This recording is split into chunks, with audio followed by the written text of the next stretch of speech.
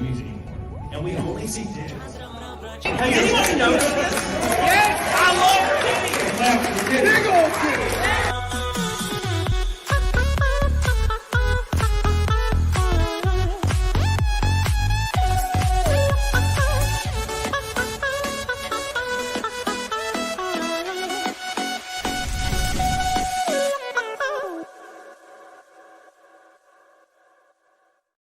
Oh my gosh. Welcome back to a Monday. And I had the perfect idea for a guest. And I thought of CECIL. Thought of that man. And then I thought of Amanda, but after that. I'm so You glad thought I of me wasn't pretty after late that. in the day, too. Yeah, it was pretty late. It's man, I was planning on doing a show by myself. And I who, was like, who fell out? You won't hurt my feeling. Who canceled on you?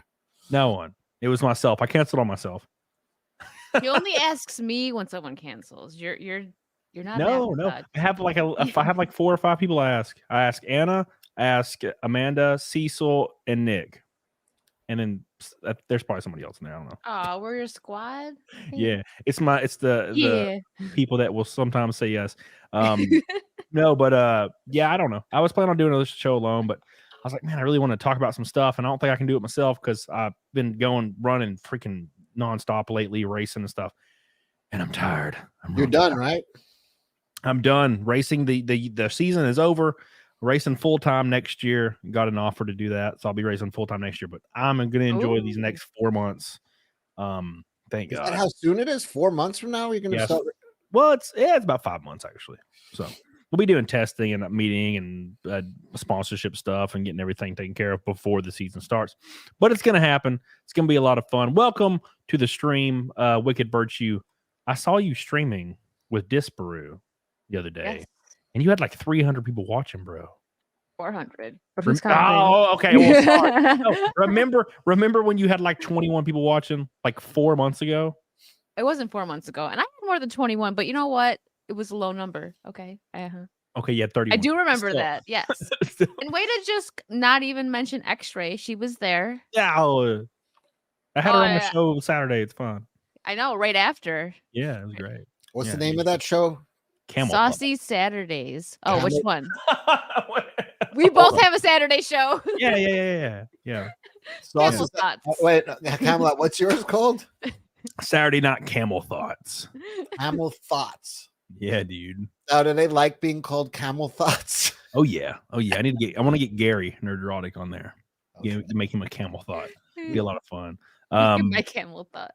Yeah, dude. But it's with Zia, and Zia has big boobies, so camel thoughts. And I take my shirt off, obviously. Which, speaking of taking my shirt off, I think we're up against the 228th naked snake in a row, which is 22 from the 24-hour stream. That's probably bad math, actually. No, that's probably good math. I don't know. 18? I don't know. He does math real good. It's something like that. It's Alabama, Alabama math. Alabama math. Speaking of Alabama math, we got Billy Hatcher with the first pink boy already the road to Naked Snake. He's here. Thank you so much. Thank you. Billy Hatcher says, so it's a gay couple and a girl. I wonder what will happen off screen. She holds the camera. That's what I was about to say. Yeah, she films it. Of course, Billy. Thank you, Billy. I love you. You goated. First pink boy, as usual, coming in strong, getting us already a tenth of the way to Naked Snake.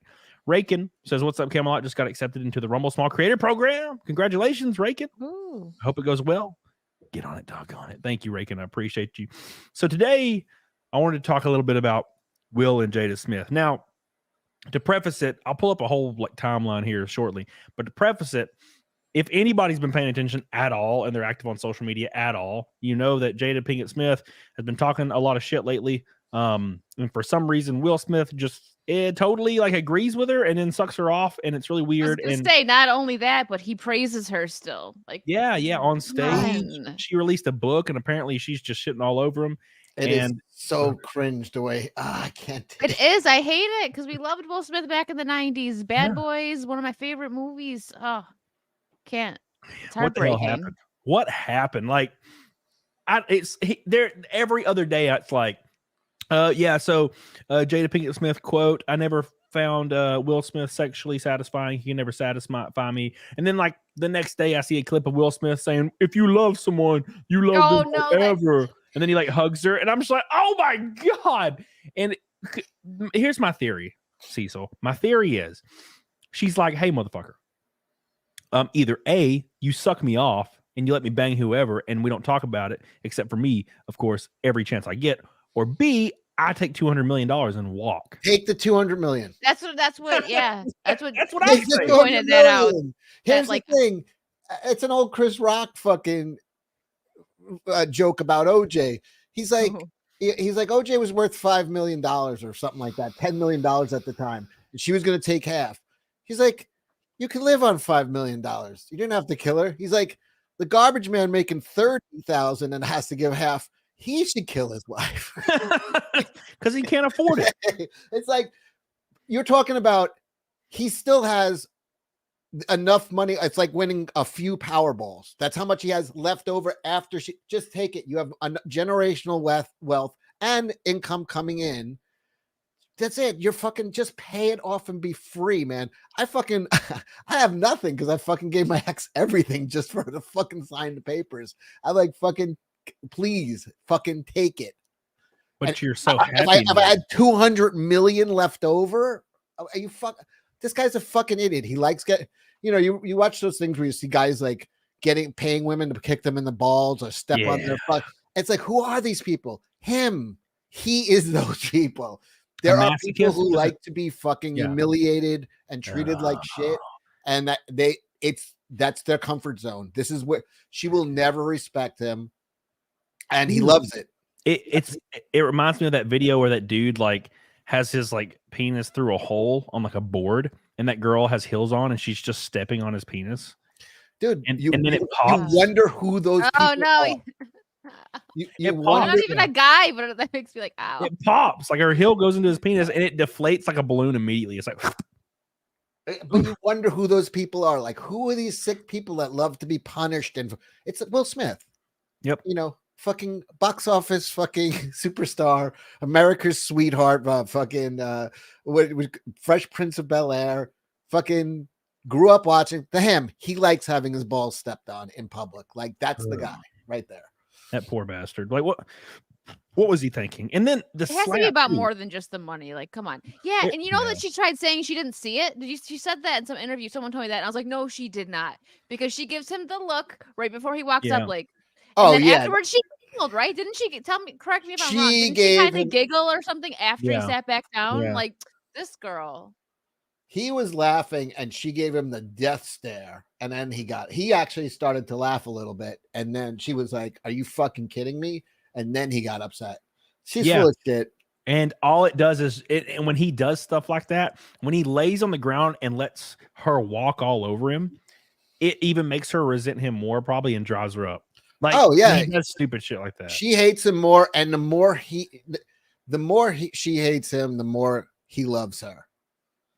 Because it's he could win over anyone. He's Will Smith.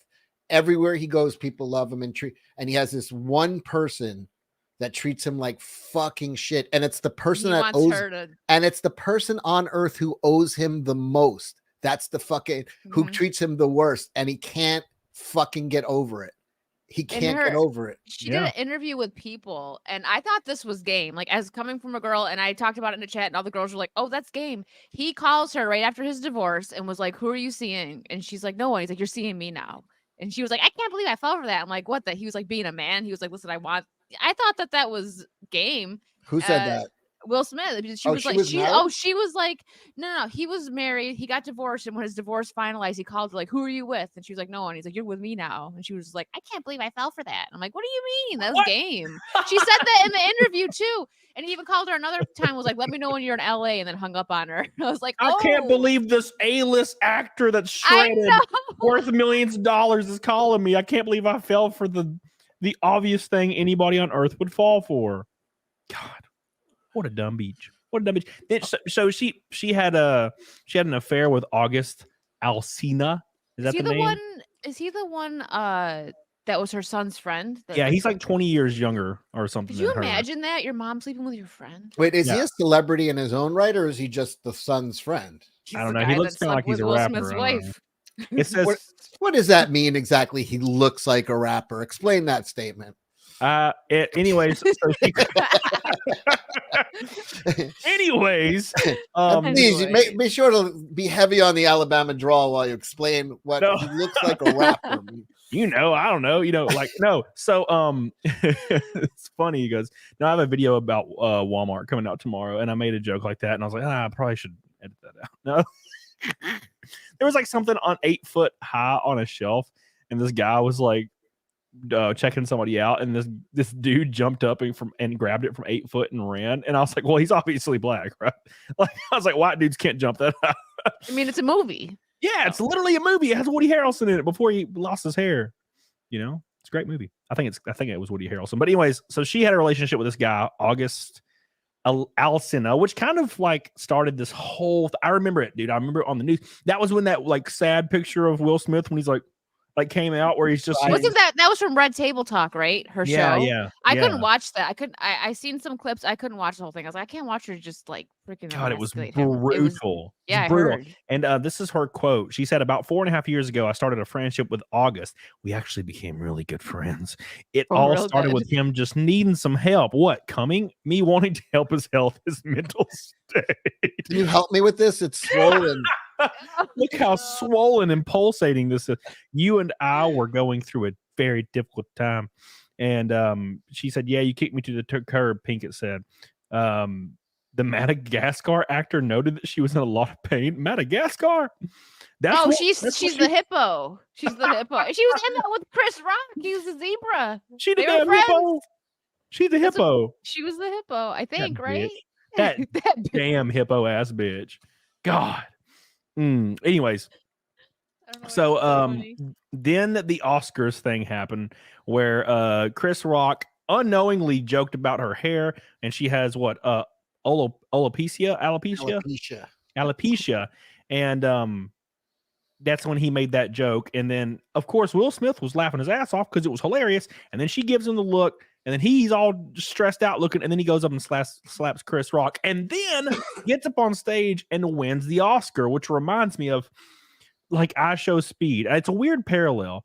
I Show Speed like steals millions of dollars from people through like a shell company through false copyright claims from creators that even mentioned his name. He did that for a long period of time before YouTube made him apologize for it and claim it was a company doing it on accident. Yeah, okay. There was only one employee for the company, and guess who it was? I Show Speed. So he did that. He also told 2 females, I believe, that he was going to grape them to their face. And then a few months later, he walks on stage and wins a Streamy Award, Streamer of the Year Award. And YouTube just cheers all along the way. And it's kind of the same thing with Hollywood, where he slaps Chris Rock, assaults him on stage, and then a few minutes later he gets up and he wins the Oscar. Hollywood's a weird ass place. He had to give it back though, right? Because everyone made a stink about it, right? I hope so. I think so. He's been from the Oscars for 10 years. I mean, did Roman Polanski have to give his Oscars back? No, you don't. He didn't. I don't think he had to give it back. But he listen, they voted on it before he slapped. Yeah. I mean, but in 2000. Do you remember that fucking old video? Why did you slap? Why did she slap? Do you know that video? No. I gotta find this. I have no idea. It's from like an Indian TV show where this Indian guy slaps a girl, and then like the whole crew comes out and beats her, and he goes, "Why did she slap?" Like, because she slapped. Oh, him. I feel like I've seen this. Yeah, pull it up. I'll find it again. I'm sorry, I didn't mean to. It just reminded me of that. Great movie. By the way, 420 people watching. Nice, thank you. 420. Yeah, make sure you guys like the stream, you bitches. Anyways, so in 2002, The Pianist came out. It's a great movie. It's a great film. But it's directed by Roman Polanski. Roman Polanski in the 70s was convicted of raping 5 small children. I think age 10 to 15, I believe. I might be wrong. But I believe 10 to 15, 4 or 5 children, young girls. He escaped to Poland so he wouldn't get arrested in the U.S. after being charged. And then in 2002, he won an Oscar for Best Film, I believe. Did he go to Poland or France? I think he's in Poland. And it's funny to me. I know he's Polish, but for some reason I thought he went to France. Dude, everybody was cheering. They were the standing ovation. Of course, Polanski couldn't be there because he would be arrested and go to jail for the rest of his life. but it's fine. Don't worry about it. It's Hollywood. Don't worry about it. Hollywood's great. You can just slap a baby around and you'll be fine. Let me get these super chats real quick that are popping. I was right, by the way. It's France. Yeah, Will. You're older. You're a little older than me. You're 6 years older than me. I saw Rosemary Baby in the theater. Too High Strong says, who taunted you? How to spoke? Who taunted? Taunted? Who taunted you? Who taunted you? Ashley, welcome back. Says, happy CAMELCAST. I made it 2 streams in a row. Thank you, baby. I appreciate you. You're so good to me. And welcome back. And I'm glad you're here because I always saw you in Zia's and I was jealous. Monkey Man, what a gold boy. I appreciate you, Monkey Man. Thank you so much. And I hope your progress continues to be stellar in the gym. Tristan says, what's up, Camelot? We have you in CECIL. Started a new job working at the bank next week. I'm excited after almost 10 years in retail. Thank God I have 3. Good for you. Three retail videos in a row. So make sure you watch them coming out soon. Thank you, Tristan. The first orange boy of the day is Sad Chad Lad. Happy to be here. Just had 5 paid days off because I tested positive for C virus. Honestly, not ready to go back to work. It's been an notification. That's pretty badass. Hell yeah. You get 5 months if you test positive for AIDS. The more you know. If you test positive for pregnancy, you can get almost 9. Depends. Thank you, Sad Chad.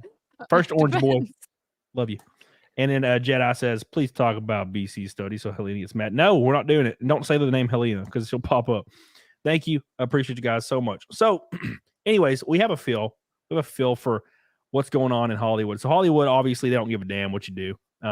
But it was retroactive, and it was actually kind of crazy. It was actually kind of crazy when the slap happened in Hollywood because it took a long time for anyone to do anything about it. And then I think it was 2 months later where Will Smith finally apologized. Like this weird PR, bullshit apology to Chris Rock over this whole deal. But then that's when shit's been hitting the fan lately with Jada Pinkett Smith and Will Smith. Lately? I feel like it's been for the last 10 years. It's been for a while, yeah. But the weird, did she release a book this year, right? Called Worthy, I think. It's called Worthy, maybe. And if you want, I can find an article for you where she did an interview on it if you're interested. Yeah. There's this, yeah. And we'll pull up that video of Will Smith making that cringe ass speech saying he loves his wife, even though she's a trifling bitch. God, I'd have shotgunned her. I don't know why he didn't. Anyways, Skullduggery says, Gulf Shores checking in. Gulf Shores? Is that close to Gulf Shores? Is that a show? Is that a new show? No, it's a place. It is. I don't know. There was that there was MILF Island. Yeah, that MILF Manor thing. I don't know. MILF Island, Gulf Shores. Gulf Shores. It's in that's what I'm saying. I don't know. Would anyone be surprised? Gulf Gardens. Tell me you'd be surprised at this point. I love going to Gulf Shores. And Cody would probably watch that show. He'd probably try to get on it. Seeing all the wrinkly old man balls. It's my favorite part of Gulf Shores. God. You always think to yourself, man, it'd be really fun to go to a nude beach. And then you get there and it's all 75 It's all guys. Like what was it, Euro Trip? Where she was the only one and they were like, girl, and she had to run away. Yeah. You think when you get there, you're like, man, I want to see some titties. Occasionally, but you got to go through a lot of old elderly gay men to get to those 2 girls and off to the side. I was like, it ain't worth it. It's so much. It's so much sack. I can just Google it. I don't need to go through it. Yeah, just Google. You can Google tits. You ain't got to go to a damn nude beach to see this shit. I found How Can You Slap, but I think it's copywritten, so I don't want to get you. Oh God, you're gonna get me copywritten for the damn Indians. Yeah, but I could recreate it. He insults this girl and she slaps him, and then he just gives her instantaneous smack back, and she's like, ah. And then all the cast and crew just come out and start beating this guy. Oh my God. It reminds me of you'll see a video. It's always satire, of course. And it'll be a woman's ferociously screaming about we need equal rights. It's what you already have, but it's fine. All this feminist shit, she's just shouting it to some dude's face, and then she slaps the dude, and then the dude slaps her back, and she's like, you can't hit a girl. It's what? Hold on. First of all, you can identify as a woman anytime you want. People are gender fluid. We know that now. So as you're winding up, just say, I'm a girl. By the way, you're about to get hit by a female. Yeah, right. I'm a boy again. It's very fluid. You're about to get knocked out by a woman. What is it about women? What the hell is it about women? Did you know that the divorce rate for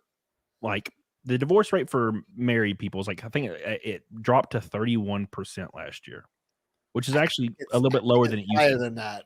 It was 40% and it dropped to 31, I think, last year. And of course, there's the 40 to 50% of first marriages will fail, 60 to 70 the second marriages, I think. But the lesbian divorce rate is 72%. What the hell is the cause of that, you think? Why do lesbians hate each other? It's women just don't get along a lot, you know? So I don't know. The average is 45% for divorce rate. Okay. First marriages is between 40 to 50% of all marriages, first marriages. Yep. 60 to 67% of all second. Yep. But yeah, I saw that lesbians divorce rate is 75% because it's two chicks. There's nothing more confrontational than the chick. Yeah, and then they would start competing. Dude, have you ever seen two women that live each other, like a woman and a woman that has a roommate, and then neither of them will like do dishes or like vacuum because they are like waiting patiently to see if the other one does it? Like they like play a game, like their entire home life becomes a weird. Two people playing mind games with each other. There's never going to be the guy who's just like walks away or just fucking is the voice of reason. It's too. No offense to you, Wicked Virtue, but I mean, girls are a little bit nuts. So women can be catty. I'm I'm one of the girls that grew up hanging out with like my cousin and his friends. Like I got along, played games with the guys. Like I was one of those girls. Oh, no, I had in a good way. No, not in that way. You weren't one of the guys, were you? Well, kind of. I had girlfriends, It's but just AKA fleshlight. That's all that means. Nuh-uh. No, I was like, no, because it was my cousin. He was like, don't look at her. She's just friend. Like he was like my bodyguard. He was like, you're not allowed to like her. Chill out. So he was like Jonah Hill. He was like Jonah Hill in The Wolf of Wall Street. No one's sleeping with my cousin but me. Ew, no. No. Oh no. No. You know what? He's also part of the reason why I probably didn't have girlfriends, because he was like a ladies' man, and all my friends liked him, the girls. Yeah. So maybe it's his fault I didn't have girlfriends because he hooked up with all of them. God damn, bro. So 2 girls, 2 women. So people are saying it's 79% the lesbian divorce rate. I heard 75 for women, but well, it's definitely 72 is in the ballpark. So, but yeah, it's about 50% for people, just straight people's fit. But it's like women. There's never going to be the voice of reason. It's 2 people who are going to do silent treatment on each other. No one will ever break. Like it's always women just do shit tests nonstop. So it's like they're going to just be shit testing each other to oblivion. Yeah, dude. Could you imagine the hormones? God, especially like if they're both like feminists too. Like I don't need, like you said, the dishes. I don't need to do the dishes. Could you imagine 2 feminists being together? What an angry household! Because I wanted to see how long before you even noticed. It's always like.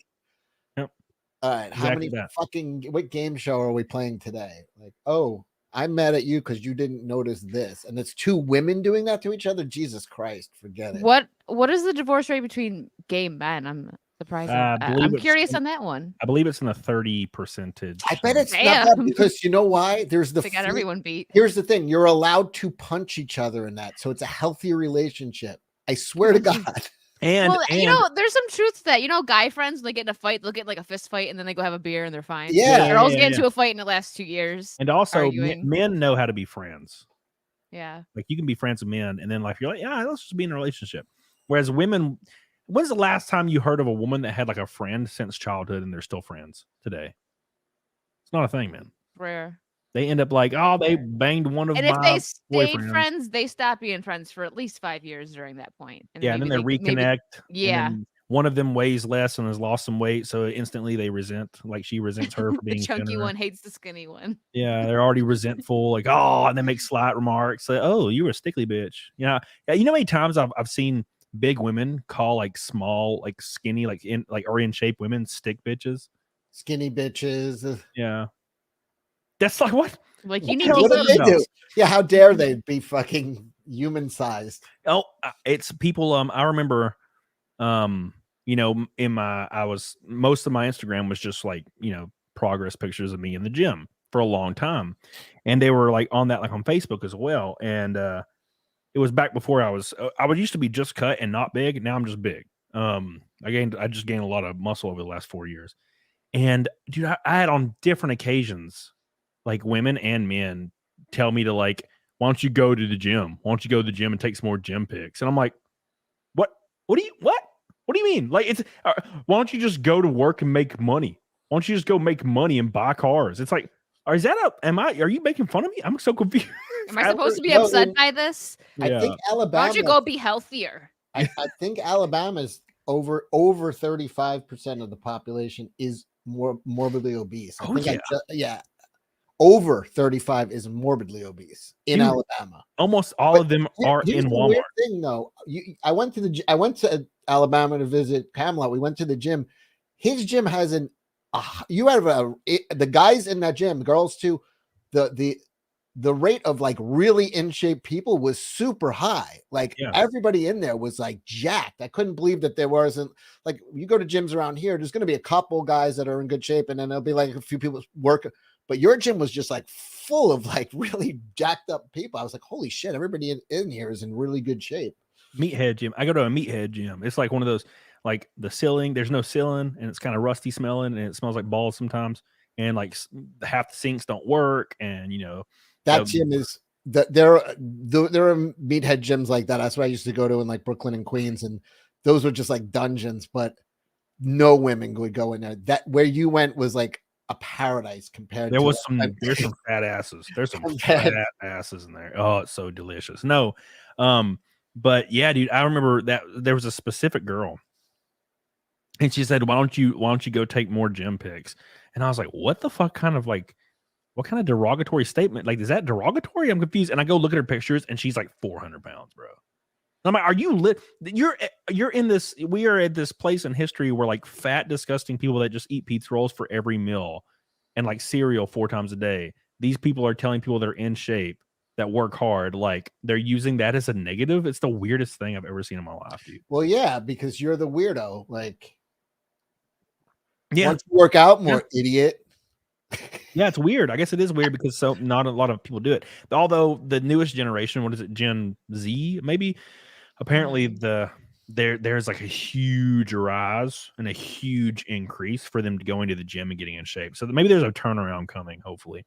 People are tired of being fucking deformed and terrible looking. And it's because the 90s ruined it. I think millennials fucked everything up. Millennials are the ones, and I am one of them bitches. Millennials are the ones that came up with the term mental health day. They're the ones that came up with all this bullshit to justify just being a total piece of shit.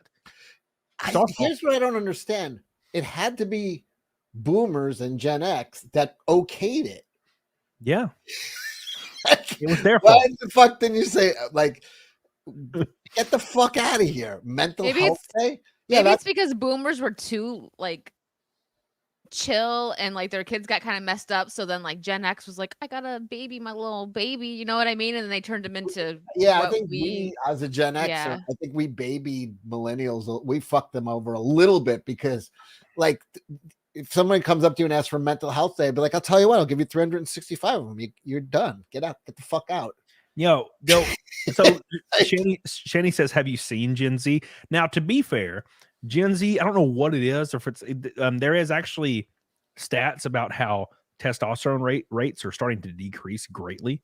Naturally. Yeah, I saw a video on that. It's bad. Yeah. So if you notice, dude, every kid, like there'll be like 16, 17, 18-year-old kids that come to my gym, and they're real skinny, real frail, 5'4", and they have that weird like shave side of head puff like fro thing. Every one of them. I don't know why they have that. It's like poodle puff. Yeah, exactly. It does look like a poodle. Puff. Yeah, and then they'll have a little chain earring that comes down like 2 inches on like one ear, and every one of them looks identical, and they're small and frail and look like they want to get pegged. Every one of them, and I'm like, what is this look? How did you find a style where you were short?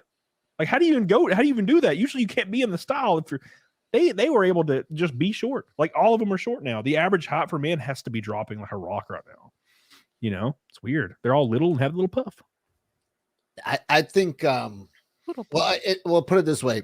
Like I'll tell the old timey stories, but since I was like 6, and I grew up in New York City, so it was like nuts to think about it. But we would just like get out of the house, like fucking go run the streets, we would play sports, bikes, whatever, fucking just be out for fucking hours till it was dark, come back. Yeah. Every day. But you're growing while you're doing that. You go to the same neighborhoods now, go in Brooklyn, Queens. There's no kids on the street. Yep. They're all inside, online gaming so like building muscle as a kid also is what makes your testosterone. Because, just doing squats makes your testosterone go through the roof. There are certain exercises that hit so much muscle that your natural testosterone rate will go up. These kids are not building muscle at all. Like their entire lifestyle is sedentary. So then, they get to 20, 21, 22, and they're like, oh, let's test their sperm. And their sperm, because they have no testosterone, because they're not building any muscle as kids. Like, they just didn't do anything. They live really sedentary lifestyles. It's really fucked up. I remember when I was a kid, all we did, I lived in a trailer park, obviously, but all we did, it was very spread out though. It wasn't like one of those creepy close knit ones. It was like we all had like our little like front lawn area, and then it was just like down the row, and it was like in the forest. It was really weird. But all I did was ride my bike every single day, and I would like ride my bike down to like the crossroads, dirt road. Every road was a dirt road, by the way, where I lived, until you went to the highway, which was miles away. And I'd ride down the dirt road, and there'd be a little crossroads food store that had those old mechanical pumps. And then there was an old guy working behind the register, and there was just like random ass fan belts behind him, and then like Hershey bars. And I'd go up there and get a RC Cola and a moon pie, like when I was a kid. And then fast forward 10 years. All the words you're saying dirt road, Hershey, highway, moon pie. There's a theme. There's a country song about that. No, for shit. No, I'm not even joking. And I remember 10 years later. Country. I took the old dirt road to the Hershey highway to take a look at my boy's moon pie. Right, there we go. Dude, it's crazy. No, I remember, dude, 10 years later, every road was paved. That store wasn't there anymore, and everybody was playing like Halo. And it was almost like technology advanced 50 years in like 10 years.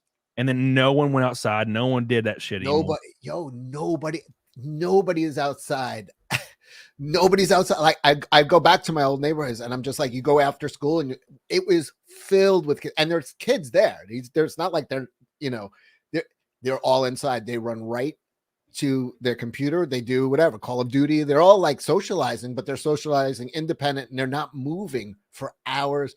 Yeah, they're not going to build, like, their muscles just aren't needed. So they're not going to be producing testosterone as adults. That's why it's gone through the floor. Yeah, it's really low. 80%, Cecil. 80%. This is kind of related.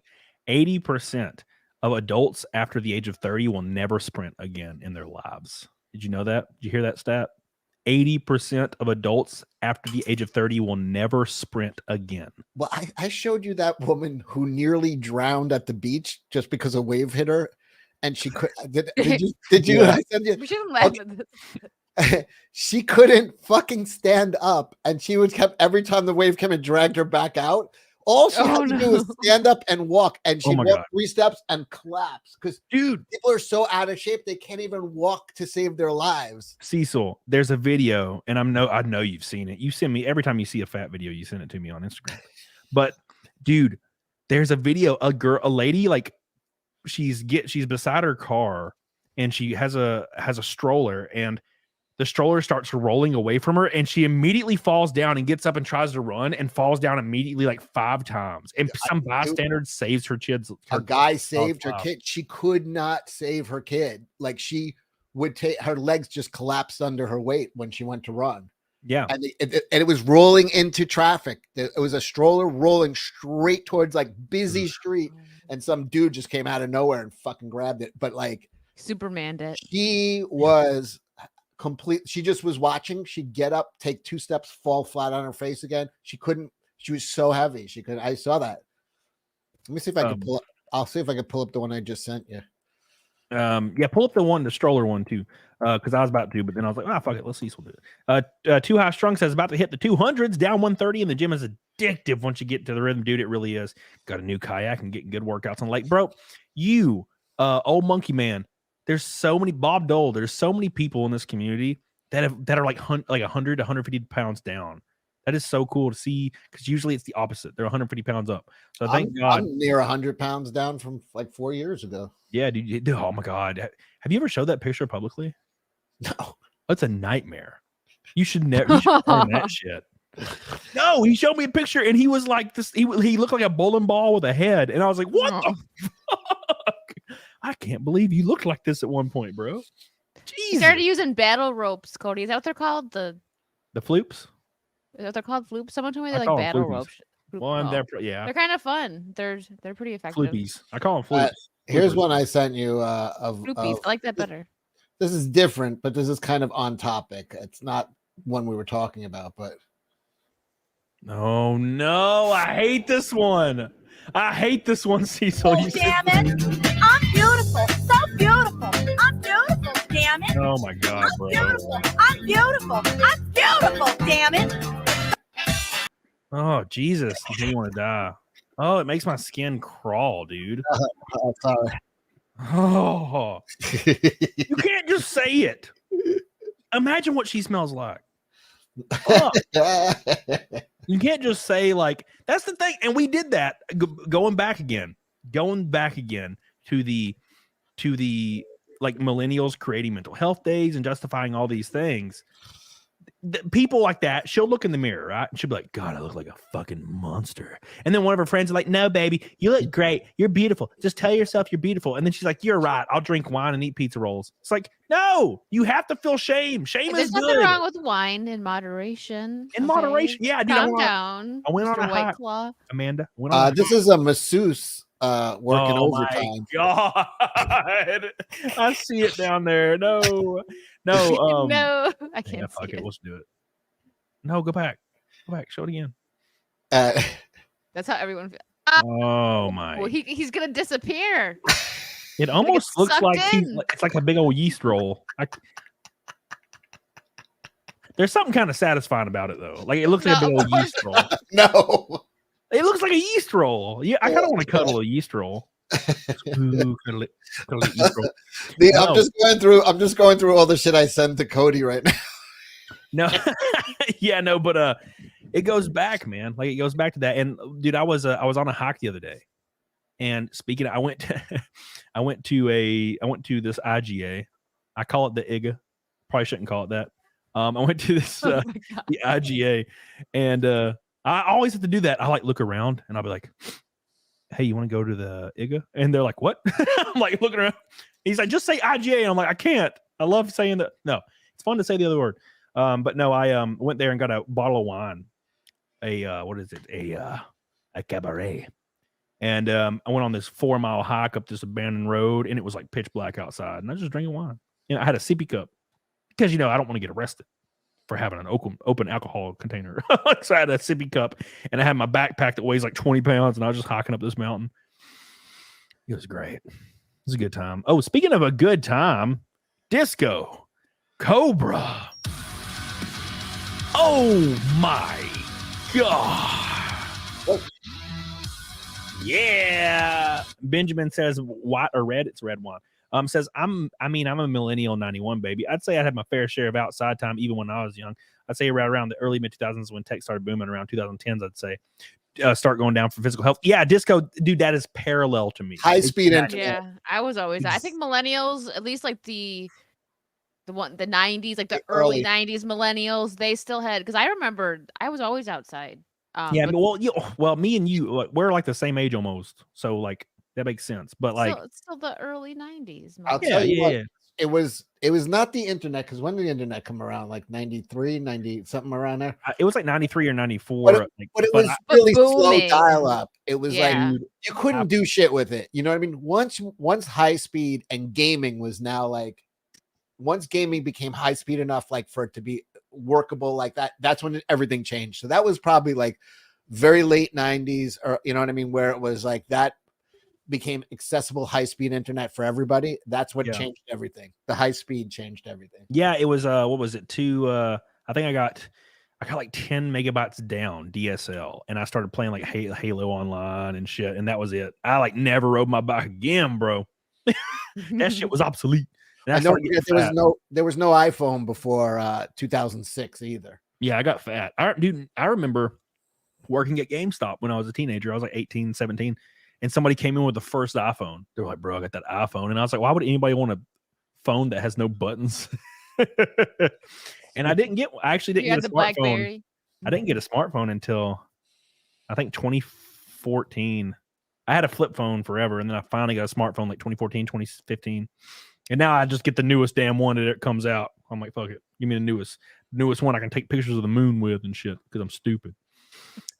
Just somebody said 10 megabytes DSL cam. That's low. Yeah, it was 2003.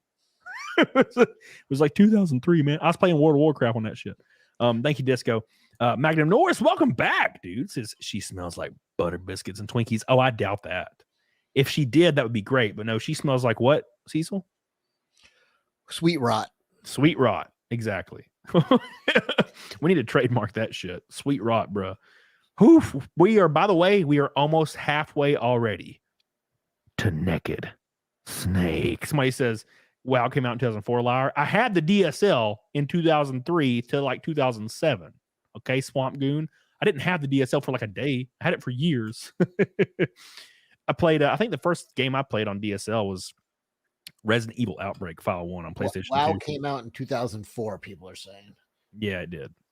Yeah, those bitches. Anyways, thank you, Magnum. Thank you, Disco Cobra.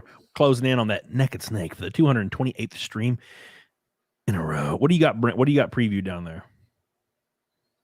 What is it? See? Oh, it's just a stupid video. I'm already scared. Hold on. I wish I could make it bigger. You don't want to tell him. It's a stupid thing. Can you full screen it? Is that possible? That is. It's the way it is with Instagram. It's a pain in the ass, but okay, cool. Gotta play it. It's not that bad.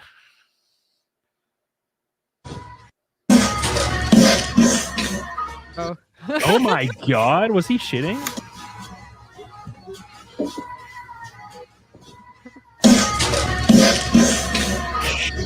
Oh my God. Is he holding a cat? What the fuck? He was shitting and it holding gets a worse cat. the more you look at it. Dude. Okay. Well, Cecil, you may know this. What is it with fat dude farts? Why do fat dude farts sound completely different than normal farts? What? Has anybody noticed this? Like, I notice this all the time. I see reels where a fat dude's farting. Like normal farts sound like, you know what I'm saying? Like they all sound like that, right? And I have farts that are a little bit maybe bassier, a little bit thinner. Because the more food you eat, the more gas buildup. So there's power. It's got power behind it, man.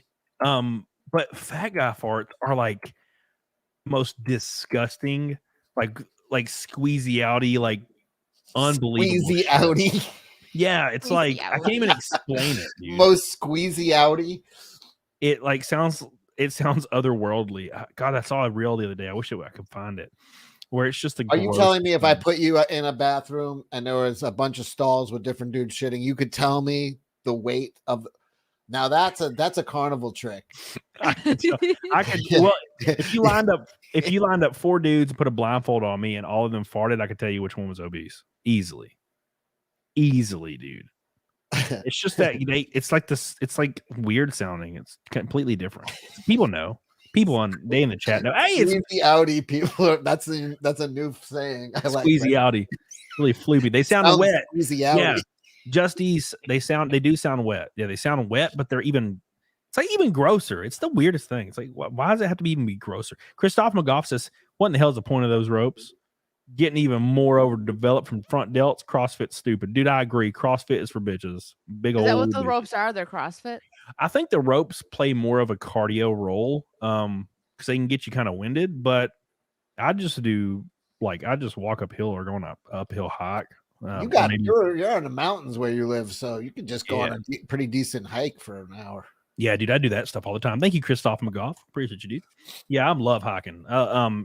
But sometimes I like to do it myself at dark. But I always have guns on me. That's like a big thing. I always have my guns. I ain't about to get shot or rooped. No rooping for me. Not happening. Okay. Your neighborhood doesn't seem high crime. I don't.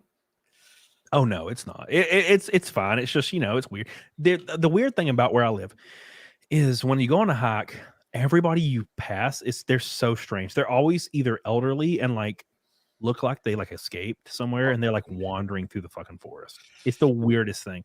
Like it's like an 80-year-old woman in a gown, and I was coming down the hill. And this was like that is creepy. Was it a ghost? Yeah, dude, it was half a mile up, so she had to get up there, and she was just looking around and stopping and looking at the forest. And I walked by with my husky, and she's like, "Pretty dog," and I'm like, "Yeah, he is." And I just kept walking. And I was like, "Oh my god, what the?"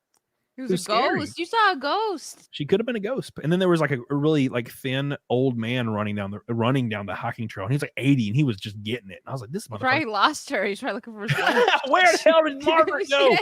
Where are you, damn it? She's down here. Beautiful dog. Like, oh my God.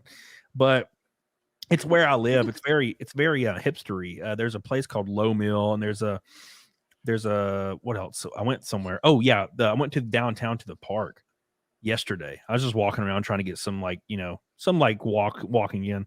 Been trying to do that a lot more. And dude, there was like people playing fucking bongos and shit, and like just people playing like little ukuleles and stuff, and they all had long hair and they were white, either college kids or playing bongos and shit. I'm like, bro, this is so hipstery. This whole place is too hipstery for me. Like, God, it was awful. I don't know why I don't like it. Freaks me out. I don't like the hipster. It was awful. I don't know why, but it was. There was people up there literally like just playing bongos, like out of sync with each other. And I was like, what is out of this sync? bullshit? They're like, this sounds fantastic. We should start a band. This is great. Mark of Reality says, Cammy. Thank you, Mark of Reality. Appreciate you, dude. Love you. Get on it, doggone it. Coming in strong. We might hit it. Oh, let me hit these Rumble rants. There's so many. And Moore says, please show that greaseball how to use Rumble. He says he doesn't know how to set it up. Yeah, I'm gonna have to bother you. I know Nina. I saw Nina in the chat. She sent me a message saying she was gonna help me set it up. So it's super easy, yeah. And I don't know how to do locals. I think I could do the Rumble, but I set up a locals account. That's what I need to. Locals is a little bit harder to get, but once you wrap your head around it, you're good. Rumble is super easy. And also let me know if you don't already have a Rumble. I'll contact my guy, and you can text him or email him and get it verified and get partnered immediately to help you. And then I have a Rumble, but I don't. But I'll if I can get it verified, that'd be cool. Yeah, wow, you didn't do that for me. I'm verified though, but thanks. Why would I do that for you? I don't know. You know how much I've done for you? I've done so much for you already. What have you done for her lately? Yeah, she is a female. I understand now. Moore said you have to hold his hand to make him do it. Also, you two are gay. Thank you.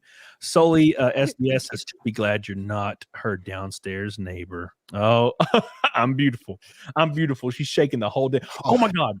Okay, so you sent that. Neighbors are like earthquake. Yeah. Cecil sent that one to me of that fat bitch jiggling.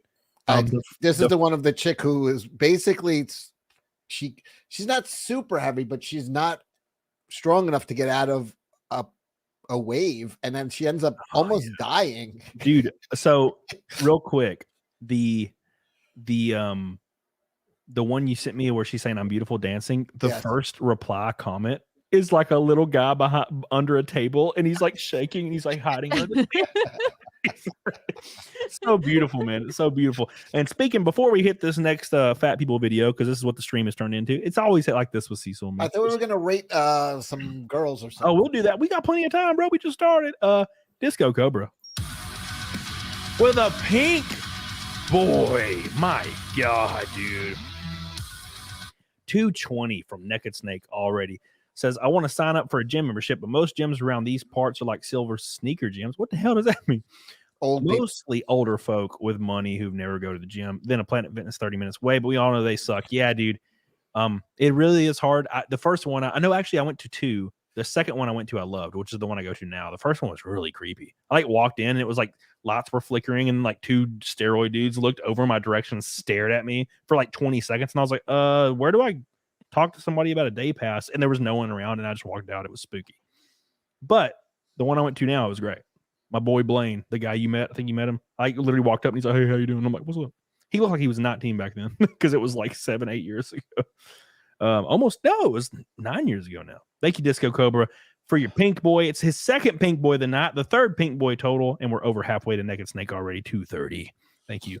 I appreciate you. Magnor says, I had to leave the floor the other day because my ass was going to become Apollo 13 on these. Censored. I had to leave the floor the other day because my ass was going to become Apollo 13. Are you talking about shitting? Is he talking about shitting right now? He had to leave. What floor was he I on? don't know. What the fuck? What floor is he on? I'm so confused, Magnum. How could you? What? He had to leave the floor because his ass was going to explode. I think so. I think you just broke it down. Oh, bro, I got okay. Let's watch it. Here you go. You ready? This is where the lady almost dies because she's so damn goofy. And like if you watch the first, hold on, if you watch her first few steps, she should have been able to escape this, but she's already on the shore. Look at her. I love the music. And now you're gonna get clipped for this. Look at her. Look at her. Oh, she's trying to get away. Oh no, she's done. She's gonna die. It's over. Yeah. Oh no. Oh my god, bro. No, they're dragging her out. Oh god. Oh, she's gonna die. She's gonna die. This is wild. Oh my god, no. It just keeps getting. Oh, does it keep going? Oh, I thought. Oh no, they're going to get her. Okay, I get it. Save her. Who's recording her? That's They're gonna watch her die. They're running. God, they can't even save her. It goes on forever. It's so great. Even they can't save her. Why go to the ocean if you're gonna die? She can't stand You're up. gonna die. Jesus, man. Oh, they Like got all her. she had to do was walk and not fall down that first time. It's wild to me, dude. I got blackout drunk a couple years ago, and then I went to the beach, and I remember there was this girl, and she was like carrying me through out to the water, and I remember all I can remember is looking back at the shore, and it was so far away, and I was like, I'm gonna die, and then she just dragged me back up there, and I lived, and like, who dragged you? Was it Ariel? No, it was this really young girl that listened to too much trap music. She was carrying me through the ocean. Was it Ariel? Was it Ariel? No, it was the white one, not the black one. Luckily, so no, it was wild. She saved me, but she also was the one that took me out there to die. So I guess it doesn't really matter. Yeah, my friend was like, he went out with they were in Cancun, and him and his buddy went out far. And then they got hit in a rip, and they were swimming and swimming towards shore, but going out further, and he was the friend, he was with a friend that he went to college with. And that guy was like, started to panic. And he's like, just chill. Like, we'll break out of it. Eventually we'll have to swim a lot, but eventually we'll get out of it. And he's like, the dude wrapped on him, like wrapped around them. And he went into basically like lizard brain took over, and he just he wrapped on his arms, and he's like, we went down. He's like, I was punching him, came back up. He grabbed me again because he was in full fucking panic. He's like, all of a sudden, this dude just comes by on a kayak. It's an off-duty lifeguard. He's like, you boys okay? And they like fucking grabbed on, dragged him in just by chance. He's like, he's like, the third time I went down, I was like already at peace that I was gonna die. Like he's like, yo, you realize you're going to die. He's like, it was a fucking miracle. I was like, well, what did your friend say when you got to shore? And you're like, yo, you almost fucking killed me. He's like, he never spoke about it. Like he just wouldn't talk about it. Like, God, dude, that's when wild. It's like full panic, like lost any reasoning. Like he couldn't reason with them. He's like grabbing on, and they were both gonna die. So that's actually a weird thing. I was talking about that today with somebody.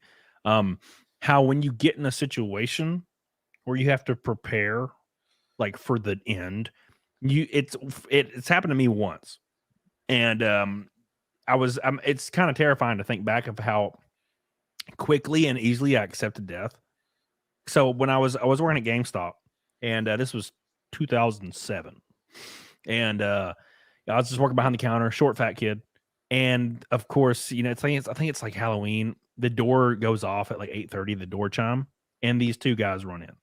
And one of them stands at the door, and the other one comes around the counter, and they have masks on, obviously. And he puts a giant revolver up against my temple.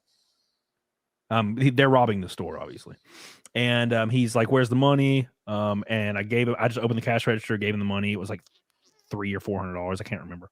And then he started screaming, "Where's the rest of it? Where's like the bags?" We used to have these bank bags apparently, and he has robbed the store before, so he was angry that we didn't have more money. And he was like screaming, like he's like, "Where's the rest of the money, white boy?" And he called me white boy, which was true. And I remember being like, "That's it." And there was like a moment of silence, and I was like, "Oh shit, I'm gonna die." Because I thought, when it comes down to that, sometimes there's gang initiations. You don't really know what's gonna happen. Yeah. But everything got quiet for a second, and I just was like, I remember going to this weird place, and like everything was really quiet, and I was like, man, I was like, if this is it, it's fine. I'm happy. And I was 17 years old, and I was like, I lived a good life. It was good. And then like, oh my goodness. And then all of a sudden the door chimed, and I looked up and they were gone, and I was like, oh shit. Wow. See, that's why terrifying. That's why I tell people never buy a real doll, because you never will have that peace while you're dying. You'll be like, they're gonna find my real doll, and then you die. It will literally be your last thought on earth. If you own a real doll, or God forbid one of the cheaper ones where it's just the torso, it will literally be the last thing you think of as you're dying. You're gonna be like, they're gonna find the torso I fuck, and then you die. Oh, Renee 3.0 came out in the real dolls. Oh yeah, Renee 3.0 looks great. I didn't know that was a thing. Does Ola what's his name? J Dog Hefner, is that his name? What is his name? Who? The guy that has the sex dolls? Oh, J Doll Hefner, yeah. J Doll Hefner, yeah, that guy, man. I wonder if he has any new models. He does. He doesn't want to be associated with the Jack Show anymore, because we like make fun. Like, he has a good sense of humor about it, but he's getting, these companies are sending him free ones to sell, to sample and try, and they're worth like, $7,000, some of them, and he's like, I can't have you guys making fun of them. Really? Wow. So he has a house full of, he wants to be the Hugh Hefner of sex dolls. He wants to have a Playboy mansion, but I think he's got about 6 or 7 of them now. Dude, he's just dumping loads in all these poor defenseless prosthetic things. Well, he said he dates them for a while. I know he's taken. Well, at least there's that. Dude, did you ever see the one where he takes the one to his family reunion? Yeah, dude. My favorite ones where he takes her to Walmart, and everybody's like, "What the fuck?" And he's like, "Yeah, to Graceland." He took one to Graceland. Yeah, I saw that. Beautiful. Have you guys ever watched Made for Love? No. The show. It's got Ray Romano in it. It's actually a really good show. It's on HBO, but in it, his wife died years ago, and he's got a doll, and they call it, he walks around like he's married to this doll. He has her with him everywhere. It's kind of crazy. Is the doll there a Ryan Gosling to movie? him it is. Was it Ryan Gosling or Ryan Reynolds? One of them had it. There was like a sex doll. It was like a dude. He had like a mental breakdown and started dating a sex doll. I think it was Ryan Gosling. I mean, to be fair though, like a sex doll would be, they don't talk. Well, that's what Jay says. He's like, they always want to watch what I'm watching. Well, yeah, I mean, they can't even blink. No, I mean, the worst part, we having to like wash them out after you're done. That would suck. No. But he was telling us that there was some of them that he didn't have sex with, that he's still just friends with. I'm like, dude, this guy's fucking out of his mind. He's got all of his little relationships. He's got relationships, and he's got like, they all have like anime names, like Callie's son and I'm a son. I can't even remember their fucking names. They're all like anime names, and he's like, they get jealous of each other when he spends too much time. I'm like, yo, this guy's out there, man. He's just role playing really hard. I mean, I've joined servers before, like voice chats on random games, and it'll be like some straight up just far gone nerd guys, and they're all like in character, and I'm like, yeah, I'm gonna leave this. I ain't gonna be in here. I'm it's out. Weird. Yeah. Oh God, freaking freaks me out. Christoph Magoff said there was a Polish pre-workout called Mascara. Wait, Massacra. Best I've ever tried. Quad veins popping through. It's mascara, but he spelled it wrong. No, he spelled it right. Mascara. But my farts could clear a room. Interesting. The best I ever used was called Dust Extreme. the first ever release of Dust Extreme was basically Adderall. And I would not talk to anyone, and I would just work out for like 4 hours. It was awesome. And then they took it off the market after like 1 month and re-released it like a year later, and it sucked. Thank you, Christopher McGough. I appreciate you. Love you. 200 Watt says J. Doll Hefner needs an Anadol. That's for damn sure. He does have an Anadol. He has one that looks just like her. Really? I want a that Star Wars girl doll. $4,000 is what I'll offer. Thank you, 200 Watt. Love you. Samantha, just pop in to say, hey, I just called to say I love you. Thank you, Samantha. You could probably get Anna in a few years. It'll be slightly used, but damn. Well, we're talking about, we went over the divorce rates. That's okay. No, I mean, you're right. I mean, there's a half and half chance. And but she's got this weird purity thing with like Portuguese. Like she's like super like the word you're looking for is crazy. She's like Portuguese supremacy, right? She's all about that shit. She's like, gotta be Portuguese. Even though she's only half Portuguese. Yeah. Well, you know how people are that are mixed in with anything. Like they hyper identify as the minority part of it. Like if you're a fourth black, you're out there marching and fucking threatening to kill people for some reason. It's like, bro, you're a fourth. It's like when you're a fourth Japanese or an eighth Japanese, and all you do is like make ramen and wear like unironically wear like fucking Japanese clothing around your house, and then go to Japan, and then they won't let you in stores because you're not Japanese, and then you get angry and call them racist. Good time. You have a lot. Did you see the there's the Down syndrome model for Victoria's Secret? Oh yeah. And we were looking at her, and like the whole chat was like, it kind of looks like Anna, and it really does. Like not so we brought it up, and then somebody did a Photoshop of a really good Photoshop of the Downs girl on Anna's calendar. You have this? Please tell me you have this. Yeah, I'm pulling it up now. Thank God. No, God. Now, now how old is it? So she's obviously like an adult. She's an adult, yeah. So would it be legal for her to do porn? It would be very unethical. Because like I'm not saying I would go find that and watch it immediately. Okay. So I said, this girl looks like Anna with Down syndrome. Like everybody's calling her hot Anna. The Down syndrome. Oh my God. So she's got a banging body. She really does. But Maroney photoshopped this girl's face. It does look like Anna with Down syndrome. It really does. And they put it on her calendar. And you tell me. You see it. Pull it up, please. Oh God, I'm worried. I'm scared. All right, there's Anna. No, that's not Anna. Oh, is this the Down syndrome? That's the girl? Down syndrome. Oh my God. That's not Anna. That's what I'm saying. Wow. It does look a lot like her. It looks a lot like her. It's all right. Now pull up a picture of the actual girl. All right, hold on. That's funny. Hold on. I thought it was Anna. That's weird. A lot of people didn't even get the joke. They were like, "Oh, what are you?"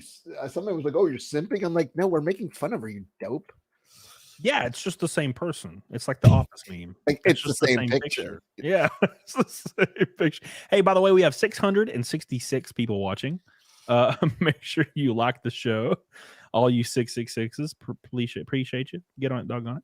I buy Down syndrome girl calendar for sure. She needs to, make her way in life. No. Yeah, you got a better chance too. Yeah, I feel like I saw an Instagram reel, and it was a Down syndrome girl that was, like in good shape, and her boyfriend was straight up like a Chad. And I'm like, and everybody in the comments were so mad at him. It's like she's taking advantage of her, and I'm like, what, is she not supposed to have love? Yeah, because she's a little floopy doopy in the head. That's fine. Fuck it. Yeah, let her get dick down by a Chad. That's fair. Not even most girls can't even get dick down by a Chad. Only like 20% of them can. People are retarded.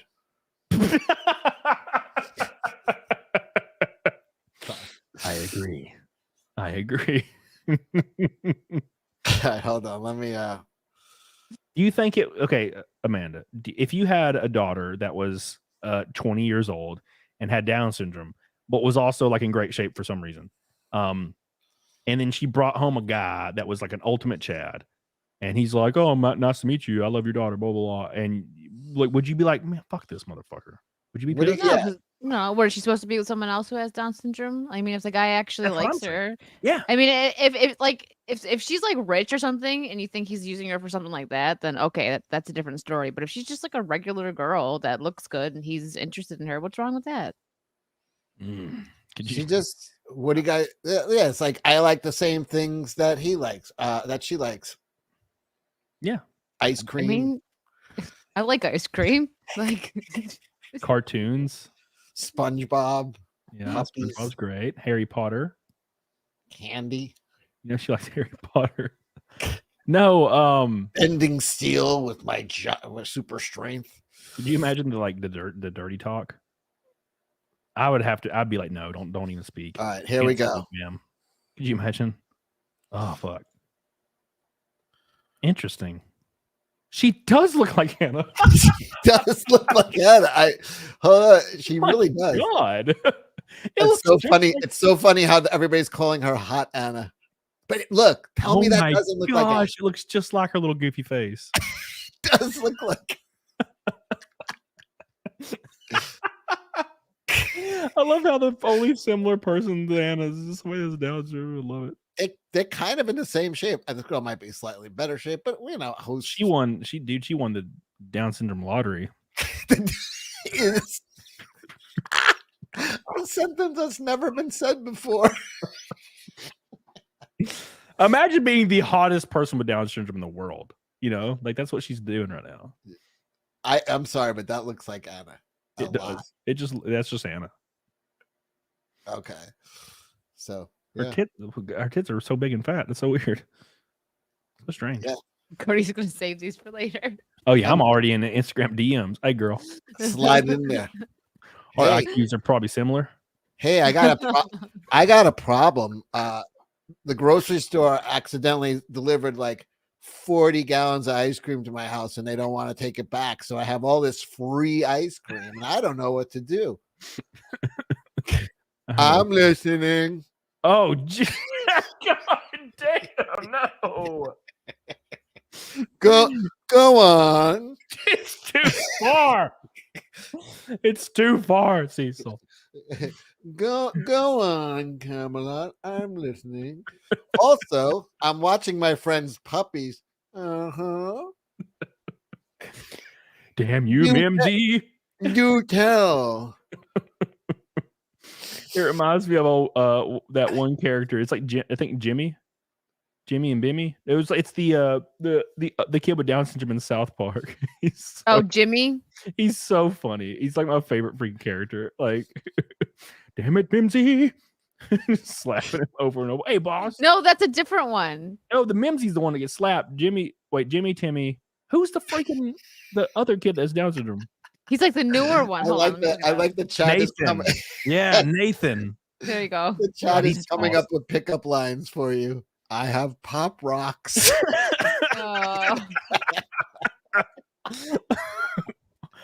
That's my favorite. That's like fucking saying you got cocaine too.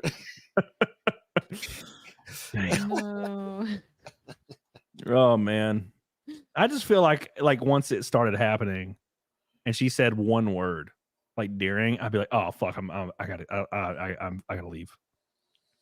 Just one moan, it's over. Oh. Yeah. Oh, I'm lightheaded. Oh fuck, I'm lightheaded. Deep Cody. Jesus. Oh, my back. I'm so sweaty. This is awful. Okay. When do you have to hop off, Amanda? It's like I could do like 5-10 more minutes. Oh fuck! All right, cool. Sad Lad says my buddy in the Navy had a fleshlight. He used it once and didn't clean it. After we were unexpectedly sent to the field for 3 days, what came out of that thing when he went to clean it was Oh God. Ugh. I saw this thing about they in World War II, they were using semen to write messages on paper because you could then, I think it shows up under like blacklight or some other thing. Yeah. And they were actually using it to send coded messages by writing in semen and sending the paper, and it looked like it was blank paper. And they had to stop doing it because it stunk so bad when semen goes fucking like bad. Well, all the dudes, you need the MLP. Can you imagine a fleshlight like the My Little Pony guy that like he kept his jars of semen on his desk and he had like 14 of them and they got like dark orange. A My Little Pony guy? What? Yeah, like he had a bunch of My Little Pony figurines sitting beside the jars of his like saved loads for like years. No, it wasn't lemon juice. I know lemon juice, man. Come on. Oh my God. Yeah, that's terrible. Look it up. I'm not joking. It's real. People are like, no, it's lemon juice. I know that trick. Ghost Dog in the chat says, why do you know this? Because I was a teenager when the internet came out. And so I've seen every video every single crazy video from back in the day, seen them all. Seen them all, man. Schmegma code. I can call Nick Ricada right now. And I can be like, hey, you remember that one video where they're like sticking that like that ballpoint pen in that dude's like urethra and he's screaming? He'd be like, yeah, dude. And he'd be like, yeah. Kids in the sandbox. I can't watch shit like that. I'm sorry. I've never seen Two Girls, One Cup. Me neither. It's great. It's great. Well, it's not. They just injected like peanut butter into their asses and they're shitting it out. No, it's not real shit. I don't believe you. It is, dude. You think you can shit that much, Amanda? Next time you shit, I didn't see it. I don't know. I didn't see it. I don't know how much. I didn't see it. Next I time, don't I don't understand. One girl shits and then the other girl eats it. You got to see it. I'm like, no, I don't. I don't even like knowing I don't like knowing that that's part of our culture. Like, millions of people have seen my biggest shit I've ever taken. Like I looked at it. Of course, I took a picture, and it is not even a fifth of what those chicks are shitting out in that video. It's because they injected it with like a solid flavor injector right into the asshole. It's still gross. You know all the tricks. I'd eat ice cream. Solid flavor injector. What the fuck is that? Don't ask because he will explain it and we don't want to know. A hot and a doll. So you're saying just a Down syndrome girl doll. That's what you want. Oh, hold on. Oh, you want the down? See, now Jay, what would Jay do he does have an Anna doll. I'm telling you, he has one that looks just like her. And we've all noticed it because he had a crush on her forever. And it's quite clear he had one that looks like her. But now if he fell in love with hot Anna, he'd have to alter it. How would he? Would we put it in the oven for about? How many dolls does this dude have? I never heard of him. It's melted a little bit. I don't think I want to know. Face of hair. Just put it in the oven for 20 minutes. Melt it a little bit. There we go. Hot Anna. Yep. Magnum North says, quote of the day: Down syndrome women need love too. That's true. That's true. Then X-Wing says, I think I came in at the wrong point. No, you came at the right point, son. He also said you got a point. It's like gallon. So apparently he's seen the video. So Skytex and my locals posted the entire documentary archive of the My Little Pony cum jars. I don't know if I can show a cum jar. I don't even like knowing that exists. Like why is somebody out there collecting their semen in jars that's rotting and that's wild, man. Like these are psychopaths. Like that's psychopathic behavior, and they're probably like work in the food industry. Or do you remember like fucking? You think I'm joking, but Jeffrey Dahmer would carry a head in a bowling bag to work, and he worked in a chocolate factory making chocolate. He's at his house dismembering people into making furniture or posing them into tables and shit and dismembering them. And he goes to work at a chocolate fucking factory. Yeah. I love how he was the worst serial killer of all time, but he just kept getting away with it. Like when they finally caught him, he just had like fucking heads and shit and everything everywhere. Blood. He had a whole that big thing, the acid bath thing. Well, the body just sitting in it. Ugh. There was it was because of who he was killing. He was killing gay men and black gay men specifically, and they were just not a high priority for the police. That just were low. No one gave a shit, basically. So actually, the guy, what's his name? Albert Fish, who ate like hundreds of kids, and would send the food review to the parents of how they prepared the fucking psychopath. But he would mostly get retarded kids and black kids because of the same reason. The police didn't care. It's freaking wild. Magna North says, I thought that was a whale trying to get back to the ocean. That poor lady. God, that poor lady. Thank you, Magna North. Love you. Billy Hatcher, those two guys with her. Billy Hatcher says, I've fallen and I can't get up. Gosh, that's a wild video. It reminds me of the freaking lady with a stroller, man. Just couldn't save her child. It was the same type of thing. When she got up to save herself, she just fell flat on her face and like she just had to walk. She couldn't even, she wasn't even sprinting. She just had to walk a little briskly, and she made 3 steps and fell. Yeah, the entire time this was playing out, she's just like falling 97 times. Just over and over. And Cody counted. 97. I'm trying to find a video. I'm trying to find a video of it, but like every video sucks. It's like newscasters trying to freaking do talking head shit, and I don't want to see that. By the way, I was right. There is a movie called Lars and the Real Girl, and it was Ryan Gosling in love with a real doll. Wow. What is it called again? Lars and the Real Girl. Okay, Lars and the Real Girl. Here it is. You ready? Oh yeah, this is. Oh no! Immediately bust ass, trying to get up. Look at this shit. Bust ass. Oh my God, her pants fell off. Oh no, that's her back. Oh God, never mind. That's her back.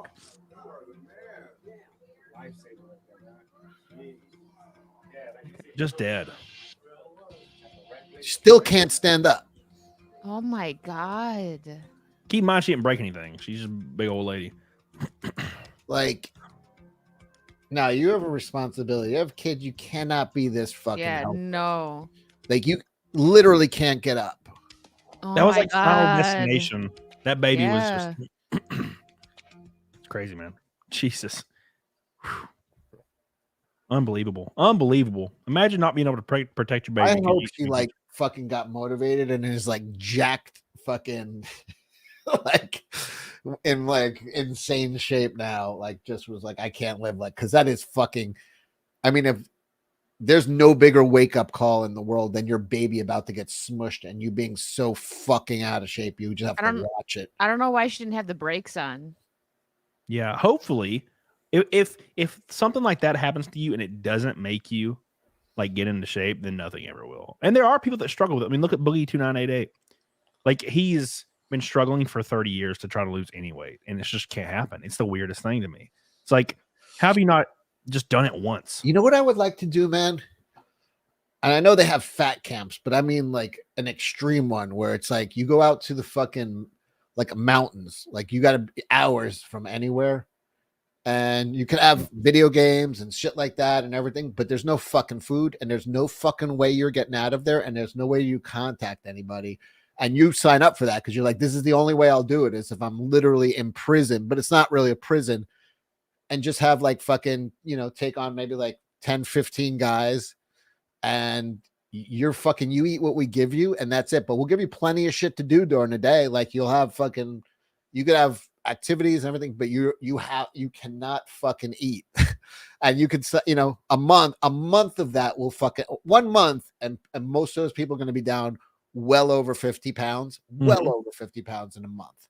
Yeah. And they could call me and Chrissy Mayer talked about this. They could call it Auschwitz. Auschwitz. Yeah. No, but I mean like, it's fucking like the problem is people are just too tempted. It's like we remove the temptation. It's not even an option. There's no food for you. Like you have what you have and that's fucking it.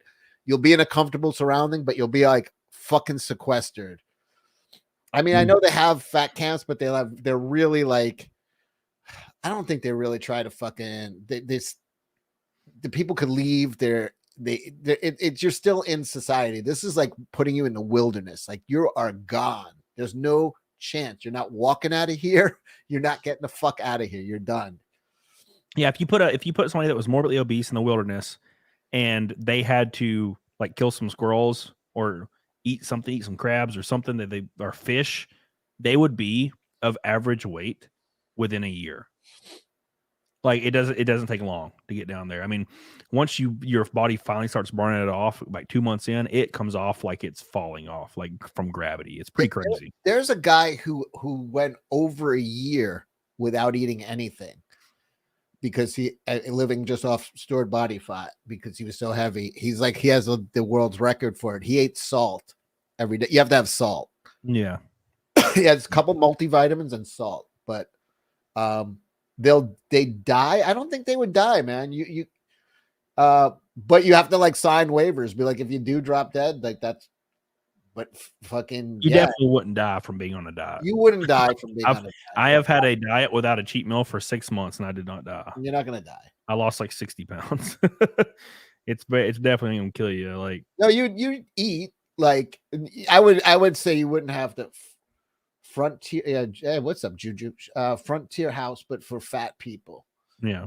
Just I'm telling you, I think some fucking rich people would pay a lot of money just to be like, yo, just take me out for 1 fucking month and force me to not eat. Like you will be down easily 50 pounds in a month. Yeah. Christoph McGough says, from being fed to the wolves to dating Chad and being models, the Downs people have come so far. They're evolving. They're evolving into normals. Thank you, Christoph McGough. Christoph McGough going hard as hell today. We're closing down on Naked Snake, about 140 away from Naked Snake. All right, Amanda, you ready to hop off?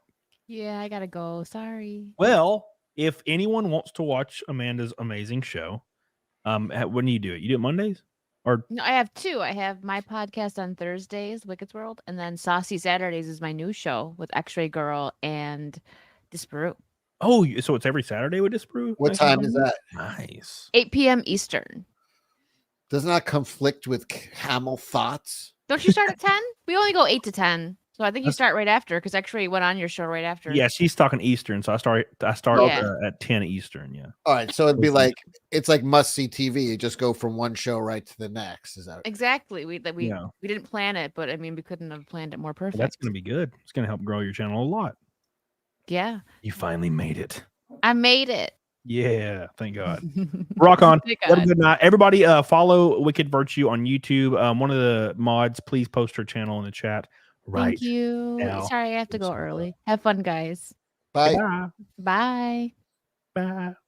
Wicked Virtue's coming to she'd never leave. She's coming to one of my things, my meetup things, I think, next week. Can be fun. You have a meetup next week? Yeah, I'm going to Orlando. I didn't know that. You're more than welcome to come. No, it's too late now. Oh, okay. How do you spell meetup? MEAT? Yeah. Okay. It's because we're eating ribeyes and drinking whiskey every day. And strip clubs, of course. The strip clubs are a must. Yeah. It's gonna be a lot of fun. I'm excited. I'm real excited. Tristan says, how much the Naked Snake? 140. I think 140, 145. It's gonna be a lot of fun, dude. It's gonna be a lot of fun. And if not, you can come down. You should come down in November. Party. What's November? I don't know, but we're gonna do something. Maybe I'm gonna be in Tennessee in the beginning of December. My cousins that I didn't get to see, which happened to be 5 minutes from you. I didn't know they were. I went to go see them in Tennessee, and they're like, "We're in Huntsville." I'm like, "I just left fucking Huntsville." Well, I mean, I live really close to Tennessee. I'll let you know what the schedule is. Dude, that'd be fun. I'll be down there on the first weekend of December. Me and Juju will be down there. That's gonna be fun. Yeah. I have to go to Gatlinburg in Tennessee. That's a lot of fun. It's my favorite. Yeah. Okay. Yeah. We're talking about that. Maybe we'll do that, dude. Yeah, you can just go to the strip and just do moonshine tastings all day, and just get blitzed. And I think it's $5. Well, it used to be $5. It's $5. You do 14 like half shots of moonshine, and then you can do it 3 times. And obviously, by the time you leave, you're blitzed. It's so great. Marker of Reality wants to know what's the time and date and place of your meetup. It'll be not advertising it enough. I was not aware of it. Well, it's just a meetup for my mods, mainly. Like it's like a couple of my mods. The one that had everybody at it was in Vegas in February when me and Nick Rucata did the comedy show. But yeah, it'll be. I mean, we'll probably. I don't know if Geeks and Gamers are doing a thing. I don't know. I got to figure it out, but it's gonna be fun. Yes. I don't have the address. No, I do not. You don't have the address yet. No. Then they have my mods. My mods set it up. I haven't even talked to anybody about it. So yeah. Kind of half-ass show are you running here? I do that. I let them handle it. They're good at it. Do you know what hotel you're staying at? Oh, I'm staying at a big old house with everybody. Oh, you rented a house. Mm-hmm. And who's coming? Like, you're having like people from the chat are going to be in the house? Yeah, like most of my mods will be there. Oh. Yeah, it's gonna be fun. Basically, I just drink. That's what I like to do. I know you. We've hung out. Yeah, we drink. That's all we do when we hang out is we just drink. It's just like my favorite pastime. It's just sipping, just hanging out and sipping. Mm-hmm. Speaking of sipping, make sure you like the show. We're 130 away from goal on the show, and coincidentally, 145 from Naked Snake. Can I sell my comic book right now? Yeah, let me pull it up. You pull it up and I'll pull it out. That's what she said. So if you guys did not know, Cash Grab, Cecil's book, which I have downstairs for some reason and not up here to hold it in front of the screen. I probably have one. Oh, you have it? Cool. Yeah, mine's sitting in my kitchen right now. It's all right. We can look at it's going to be on screen in a second. Yeah, it's the second chance campaign, which you've already destroyed the goal. You set the goal pretty low there, didn't you? Yeah. Set a pretty goal. Well, because they advertise on the site based on how well you're doing. So if you put it low, look at I'm already 4,700% above. Yeah. Them. Yeah, this is. I got 5 days left. And I'm probably extended. It'll be probably about 90 days. It's gonna be a short campaign. If you want the book, you get it quick. Part 2 is going to be available. Is coming out soon in the next few months. A lot of people said they missed the first one, so I made it. I'm making it available. Got a new cover for it. You could also buy first prints. They'll be down there. There's this limited edition, a limited number of first prints still available. So, but this is the new cover by Irene Strakowski. She likes drawing big boobs, so that's an awesome cover. That's the new cover. This is the classic. There's still limited quantities of these, obviously.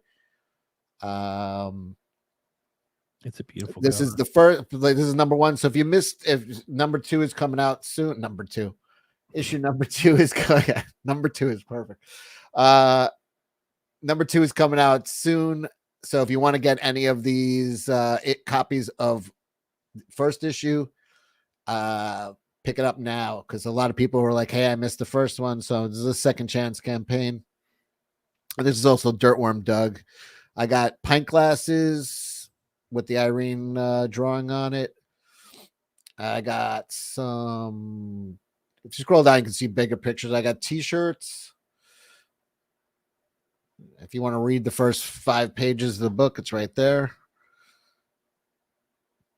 It's like basically a 1980s sex comedy style book. Makes sense. Got baseball cap, pint glasses, t-shirts, bunch of stuff. Hell This yeah. is quite a cash grab. Yeah, this is a real cash grab because I'm basically reselling something I already sold and made a lot of money on. So this one's pretty much all profit because it's already done. So yeah, this is a true cash grab. But if you want to pick up issue 1 before issue 2 comes, issue 2 should be coming out in the next few months. I'll do that campaign once this is over.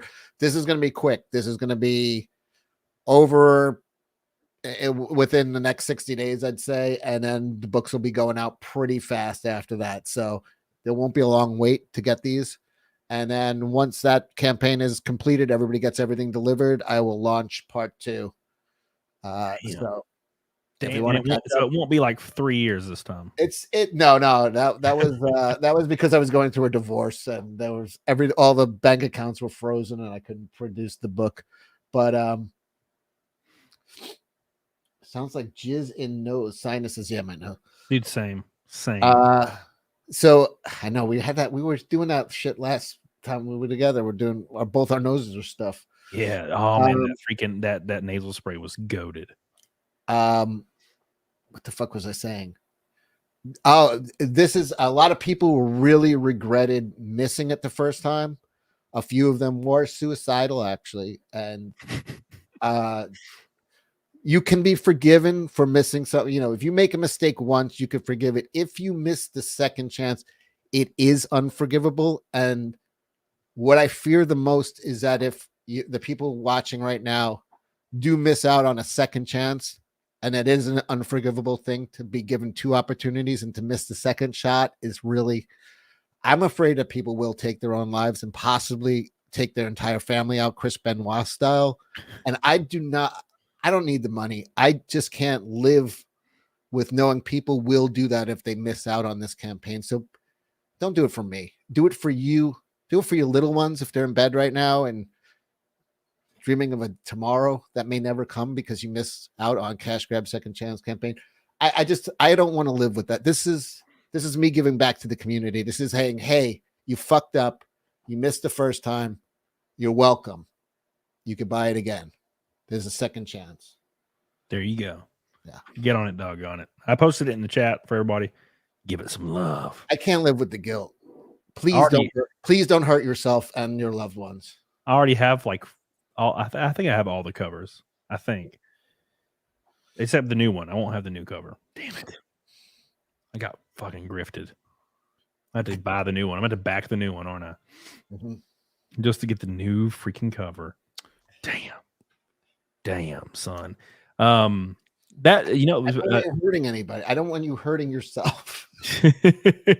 So I don't want you driving that car and just being like, just take a sharp right into a wall just to be like, I'll never get cash grab 1. So this kind of brings up a good like talking about. I've not talked to you about this other than like random like direct stuff that has to do with it. But so like the whole comics gate and, you know, indie comics is like kind of had a weird divide in it.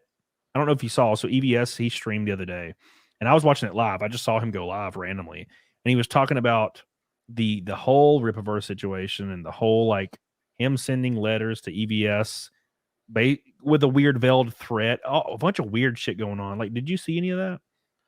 Yeah, I've seen it. Yeah, what were you thinking? Like, what did you think about that whole thing that transpired with EVS, where he sent him that DM and was basically telling him that I wasn't on the receiving end of it. I didn't see it as, I'm a writer, so and not an artist, so I found that artists are way more sensitive, and I'm not saying he's wrong. I'm just saying, like, I didn't see it as that much of a threat, but I understand that he did. Like, I don't not see it. Like, I understand what, you know what I mean? To me, I wouldn't have seen it as that big of a threat, but I'm not saying I don't understand where he's coming from, but that's just me. But that's pretty much it. Like, I'm not going to be like, hey, you shouldn't think that. It's like, no, if you think that, that's fine. I didn't see it the same way. I was reading comments about it, and all these people were talking. It's obvious that they didn't know who Ethan was, like, at all. And they were saying he was like this irrelevant YouTuber and was jealous of Eric's success, and that's why this was all happening. And I was like, do you not know who Ethan Van Sciver is? like, did you not Google him before you made this comment at all?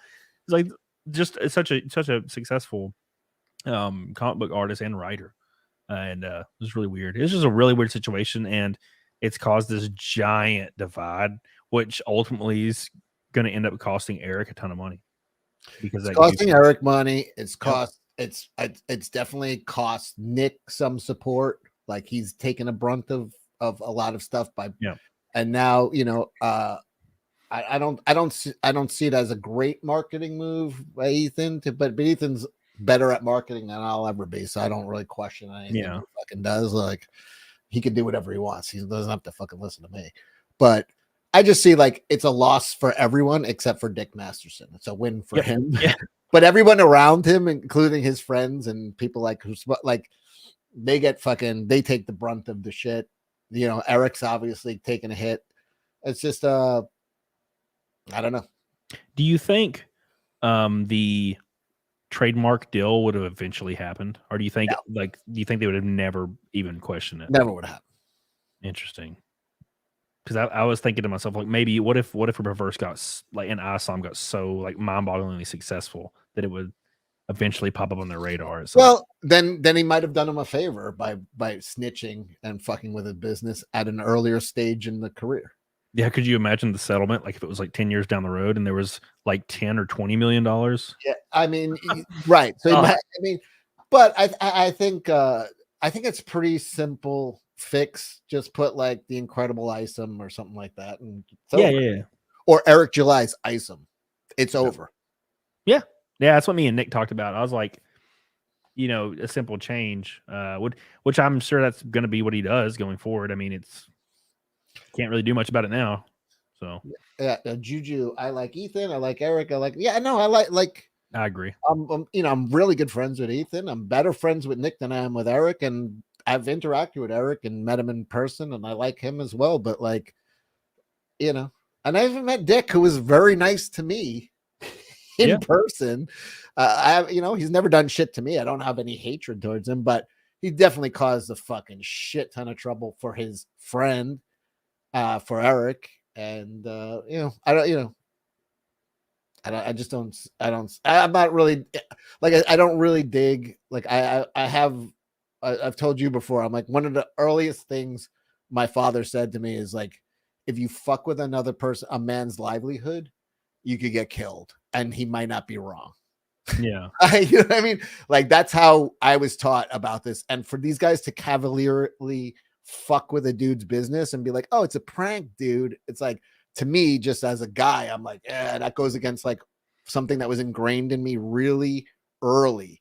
So that's why if I'm like, seem like, oh, well, fuck Dick, it's just because the way he's acting is like something that I was taught to never fucking do. So I'm like, kind of, you know, automatically I'm not going to be on his side. Like I could see the good guy and the bad guy in this situation. I'm like, like, you know, when two kids are fighting, it's like, okay, who started this? Was Eric fucking with Dick Masterson? Did he go out of his way to fuck with it? Or did one guy go after one guy and be nonstop for now, 6 months? That it's pretty simple to be like, if you want to break it down to good guys and bad guys, to be like, okay, that's the bad guy. This guy's fucking causing trouble. But I mean, that's what he does. And people are like, Eric shouldn't have responded. I agree. You know what I mean? But it's like, also like, is him getting like fucking lawsuits and everything? Is that the proper punishment for him, you know, interacting with a troll? It seems a little harsh for the crime of interacting with a troll. Yeah, I agree. I agree with the majority of that. And I feel like I know the dangers. And that's why I say, like, when I talked to Nick about this, I was like, if he would have just never responded, and like, but now you have to look at it the way where Eric's a big part of his channel is monetizing his haters, right? So he was kind of just doing the same thing, but these people are fucked. They're wild as fuck, right? Like they will go anywhere. They're going to like his great grandfather's like grave. Like they're doing all this shit. Yeah, it's pretty easy to see who the bad guy is. Like, to me, it's like you're going to his guy's relatives' graves and like you're not the good guy. Like, you know what I mean? I hate to break it down into like that's too simplistic to be good guy, bad guy, but it's like I don't see one guy causing trouble for the other guy. So one guy going out of his way to cause a lot of trouble for another guy for the crime of I didn't like your comic book. Like, yeah, that seems to be it. They're like, oh, but his book sucks, and it's like that you didn't like his comic book. That's the grounds for the attack. It seems like.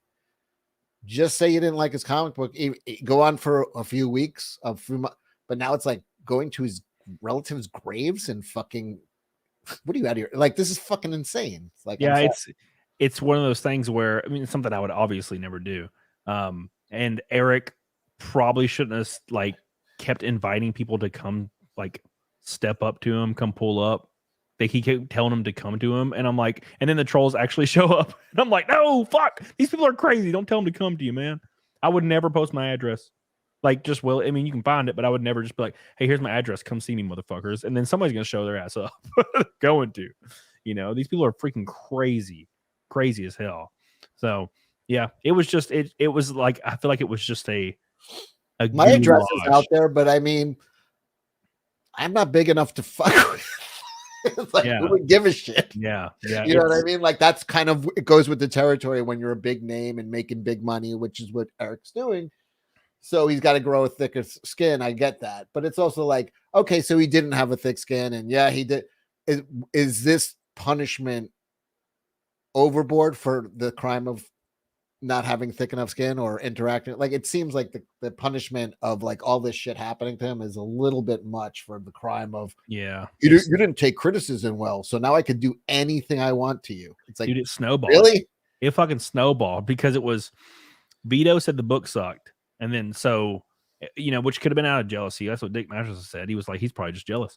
And then Dick Masterson Nina told Dick that she didn't read it. And then Dick was like, well, I haven't read it. And then he was shitting on it. So he read it, came up with a comprehensive, like, whole, like, pages of notes. Yeah, but he already reviewed it before reading it and said it sucked. Yeah. So it's like, now your review is going to be worthless because he's like, oh, I was right when I didn't read it and said it sucked. Yeah, like, yeah. Oh, wow.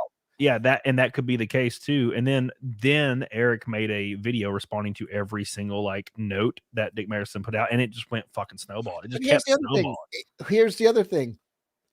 Who cares if it sucked? There's so many millions of things that came out and suck. It's like no one's been attacked for like, okay, that's his crime. I did not care for your comic book. Now I will spend the next 6 months of my life trying to destroy you. What did he do again? He wrote a comic book I didn't like. Yeah. Okay. That seems fucking normal. Yeah.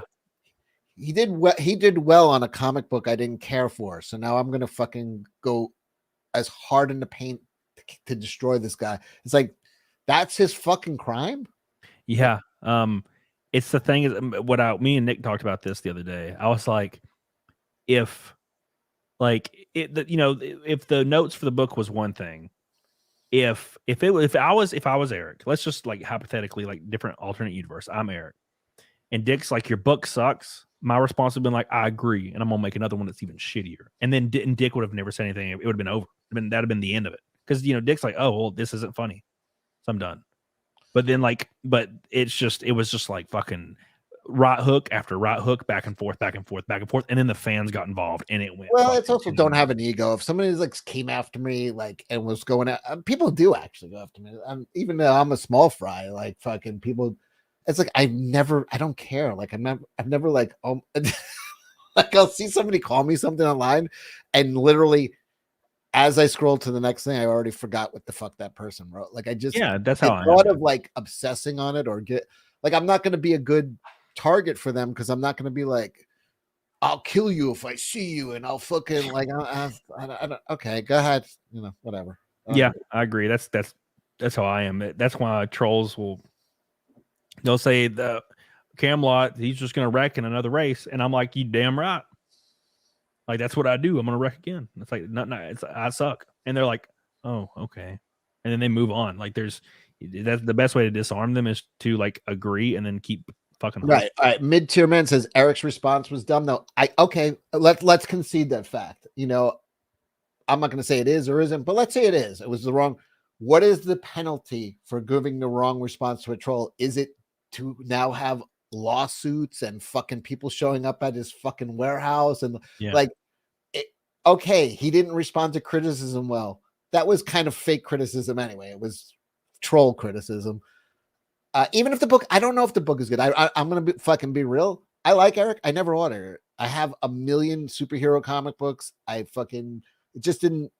like Eric. I watch the show, but I'm like, I just didn't order it. Like, so I couldn't even, I'm saying it doesn't matter if it's bad. People are like, yeah, but did you read it? It's really bad. And I'm like, it could be the worst piece of shit in the world. This is overboard. This is not the fucking penalty for writing a bad comic. I agree. And the thing that sucks is like, I 100% agree, man. These people that are in these comment sections and chats, and you can go to a clip channel. There's like a clip channel that's dedicated to just hating Nick 100% of the time. Someone wrote, sure, label Dick's criticism as not valid. Let's say it is valid. I'm saying it's the worst comic book ever written. How far do you go? How angry are you at somebody for writing a bad comic book? Somebody wrote a bad comic book. At what level of insanity do you go over the fact that somebody wrote a comic book you didn't like?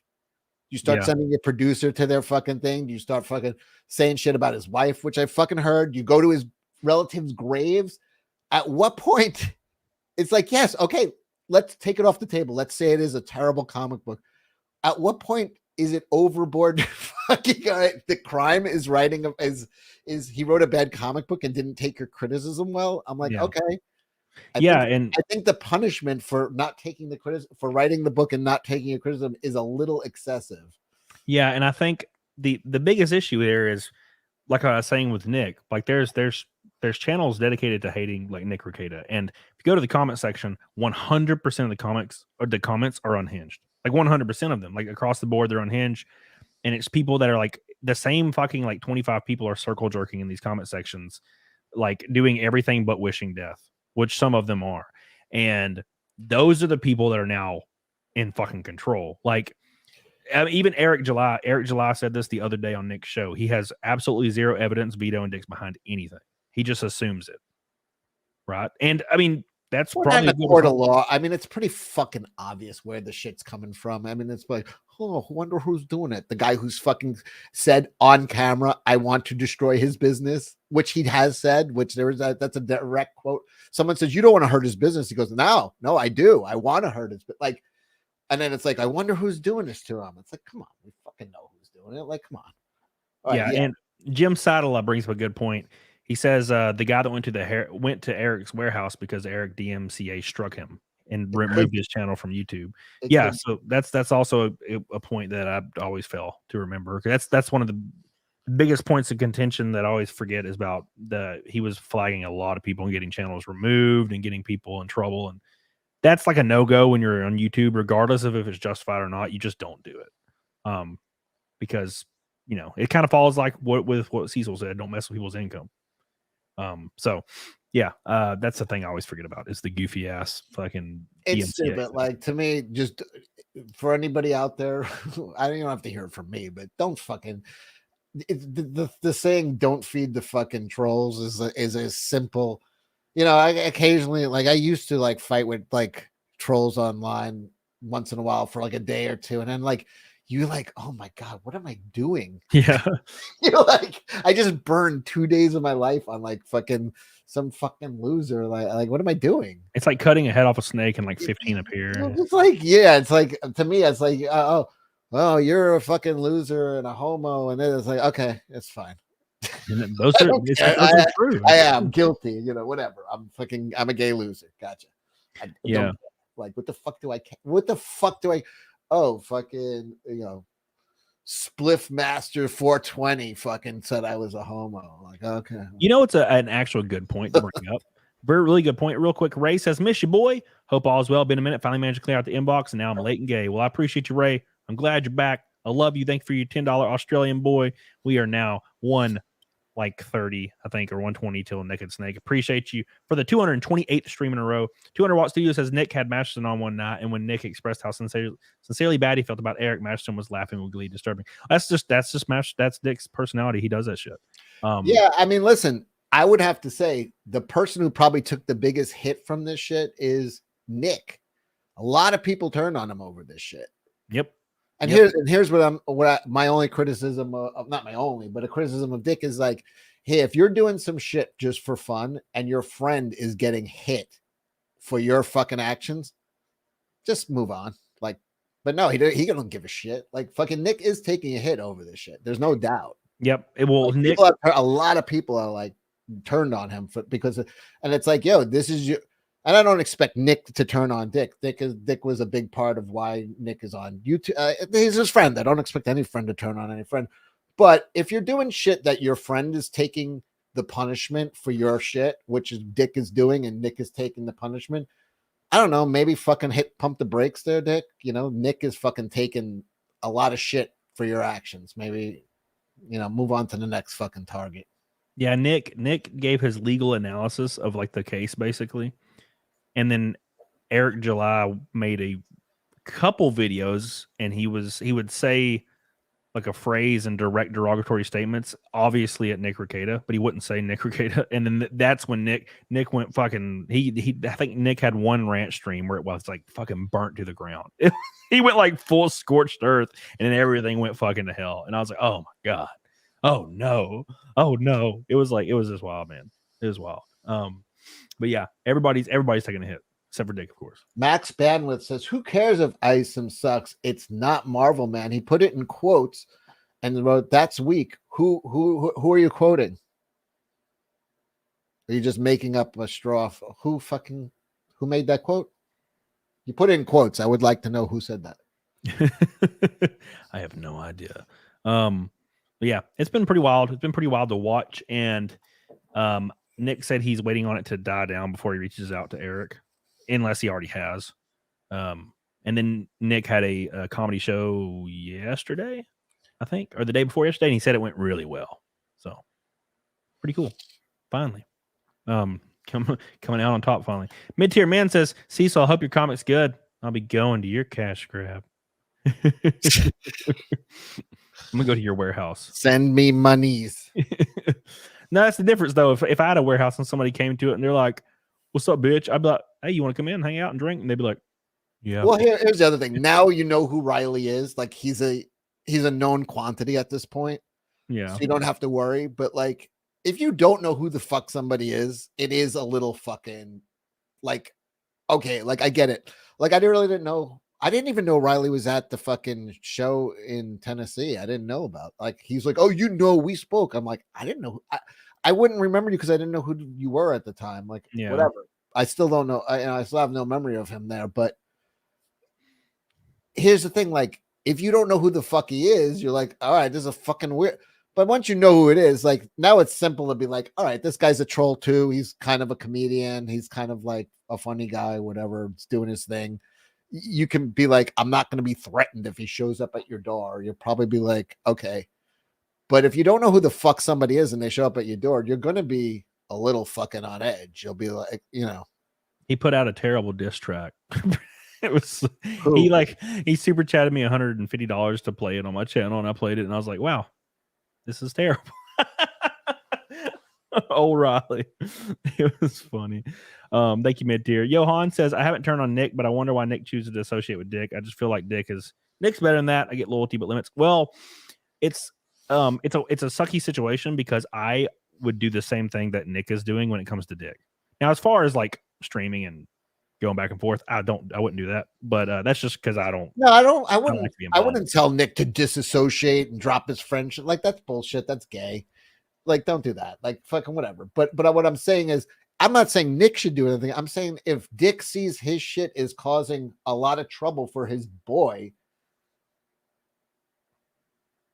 yeah, I don't know. You know what I mean? Like, if I'm doing shit and having a ball, but all that's happening is you're losing subs every day and people are turning on you, at some point you're going to be like, I'd be like, this is fucked up to do that to Camelot. Nothing's happening to me, but he's losing subs every fucking day. I'd be like, at some point, I'd be like, I got to stop doing this because I'm seeing who's getting hurt by this. Not me. You are. Like, fucking Camelot is getting hurt. Like, at some point, that's what's happening. I'm not. I don't think Nick is doing anything wrong. You know, to me, I'm like, at some point, Dick should be like, Nick is taking a lot of hits because of this shit. Maybe fucking back it up. That's all. Yeah, and also I think this like is just compounding because before all this happened, those hate channels were still going ham on Nick, and it was mainly like about like weird, like hypothetical, like fucking weird, like cuck stuff with his like relationships. It was weird. It was stuff that's like has no basis in reality, but that's kind of what it was about. And then there was like he drinks. A lot of this stuff was just clips of him drinking, and they're like he drinks too much and all this stuff, and the Eric July stuff just rolled into that and made it fucking go even crazier and crazier and crazier. Yeah, these are problems. Like you're a big channel, Nick's a big channel, Eric's like I'm not in that world of like psychotic people that hate you and shit. Like I just don't. I hope one day to be. But I'm just not. I'm not fucking big enough for people to like spend their days wanting to kill me or anything. Which is really surprising because I'd want to kill me if I knew me. You know what you need to do? I think you'd be really good at. Well, this is, maybe you will, maybe you wouldn't like to do this. I would write like a 4-page like comprehensive review of like your favorite films, or like maybe films that you think are bad, funny, or maybe new films that are classic you've never seen, and then like literally just pull up an audio program like Audacity and record it, and then pay an editor a couple $100 to make a video with your narration. And I feel like those would go once a week and go nuclear. Like Return of the Living Dead, you can get editors for $300, man. They're good for like a month, and they'll do all of it. It's freaking great. 300 for a month? Yeah. I'll talk to you off air about that. Yeah, I'm telling you, you could just write a 4-page, like once a week, 4-page comprehensive, like Return of the Living Dead, and you could watch it and then maybe take some notes and just go through the whole thing, start to finish, find allegories, have fun with it, and then just turn on your mic and just record it and like start to finish, and then just send it off. And like find an editor, $300, make a thing that fits my narration. They'll add the on screen stuff, and you're done. That's what Critical Drinker does. He does great. And I feel like you're smart enough to do that and be really comprehensive. Billy Hatcher, I'm gonna come over and grab your cash. Thank you, Billy. I appreciate you. 100 even away. I could use the company, to be honest. I wish I did have a stalker. Yeah, dude, they help out. They help your confidence. I mean, a nice choking every once in a while from a strange. I can use the human contact. Yeah, dude. Oh my god, it'd be great. What is this? Oh fuck, I'll be in. God damn it. All right, Billy Hatcher, I love you. Appreciate you. Thank you so much. Sad Lad Chad says, I can't turn on Nick. He's being too sincere. People like to overreact. Kingston Cam win. Oh my god, we'll pull that up in a minute. Actually, thank you, Sad Lad. I'll pull that up in just. I hope it doesn't sound like I'm turning on Nick. I love Nick. No, but I mean that. Well, there's already people in my chat that are pissed off at me because I still have him on my show, and I'm like, what the fuck? We've been friends for a long time. I've been friends with Nick since like my first month on YouTube. I mean, I've had like I probably had a few hundred people as subs when I was on a stream with him where we fucking got blind drunk. We just drank all fucking night. Me, him, and Yellow Flash. Yeah, I was I think I was at 100K when I first went on his show. You did turn on him, Cecil. How dare you? No, I hit 100K so fast that like before anybody took notice, I was already there. So like I was starting to get on shows and shit. Thank you, Sad Lad. Love you. Ray says, Cam, sent you a DM on Insta. Thank you. Appreciate you, my friend. Love you. Not on Twitter, obviously, because I don't have a Twitter no more. Malcharon said Dick did tell Nick to disavow him. Nick said he wouldn't disavow a friend. If someone asked me to choose between them and somebody else, I'm choosing that one. Oh, yeah, he did do that. Yeah, Dick told right, I get that. I understand. I do understand. But at some point, if I'm doing something that's causing Camelot trouble and losing subs and shit like that, and I go, just disavow me, and you go, no, I'm not going to do that, and then I just keep doing all my shit that's causing you trouble. At some point, I'd be like, I can't keep doing shit that's causing Camelot trouble. Like, he's losing subs. I get what you're saying. Yeah, you know what I mean? It's like Dick ain't got that bone in his body. Like, he don't give a fuck. Yeah, well, Dick's from a different time. He's from a time where before YouTube, he was being provocative and shit and going on talk shows and shit. Yeah, I saw that. I mean, he's trying to like that was in like 2006 or 5. Yeah, that was pretty amazing. I don't know. See, the other thing is, I only know who Dick is from the Eric July shit. Mm-hmm. I was not around for blood sports.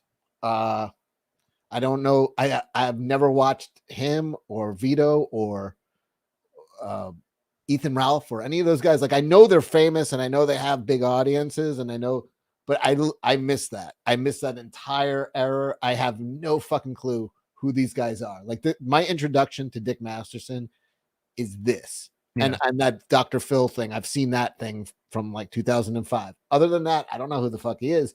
So I'm like, that's it. Like, I don't hate him. I don't know him. Like, I don't have any fucking. Somebody, Benjamin says, would you turn on Nick for an extra $5K a month? I would. Yeah. Yes. 100%. Nick, you a bitch. I would text him. I'd be like, hey, I'm going to call you a bitch and then turn on you. But it's not real. We're still bros. I'd go to his house and kick him in the shins. Come on my show and let's argue. That's what I do. Thank you, Malcharon. 200 Watt says CECIL narcissists don't see other people's feelings. They're literally incapable of comprehending them. Well, man, That would be sociopaths. I think narcissists can still see other people's feelings. They just also have they consider their feelings more important. I think that's a sociopath that don't see people's feelings, or psychopath. One of those. I don't know. Which I don't know which one it is though. Dick was on Dr. Phil. Yeah, Steph. So Dick that's one of the greatest in all honesty, like that's the only that's the only thing I know him from is that and which is one of the greatest, off the cuff remarks he said to that lady. Yeah. So if you don't know, Dick went on he went on Dr. Phil, and to go on Dr. Phil, you have to like talk to 3 psychiatrists and pass 3 different psych evals for them to consider bringing you on. And he convinced every one of them that he was a professional misogynist. And he went on to the show acting like he hated women to sell his book. I think his book is called Men Are Better Than Women, isn't it? He was like going to promote his book on Dr. Phil. And he was lying the entire time. And he went on the show and convinced all of them that he was serious and was just like arguing with women. And it's the funniest thing you'll ever see. It's unfucking believable. Unbelievable. Yeah, that's all, like literally, and that was before YouTube even existed. Yeah, he did that. So I don't know him. I just, someone was like, oh, that's the guy who did that Dr. Phil troll. I'm like, okay, I know who that is, but I don't know.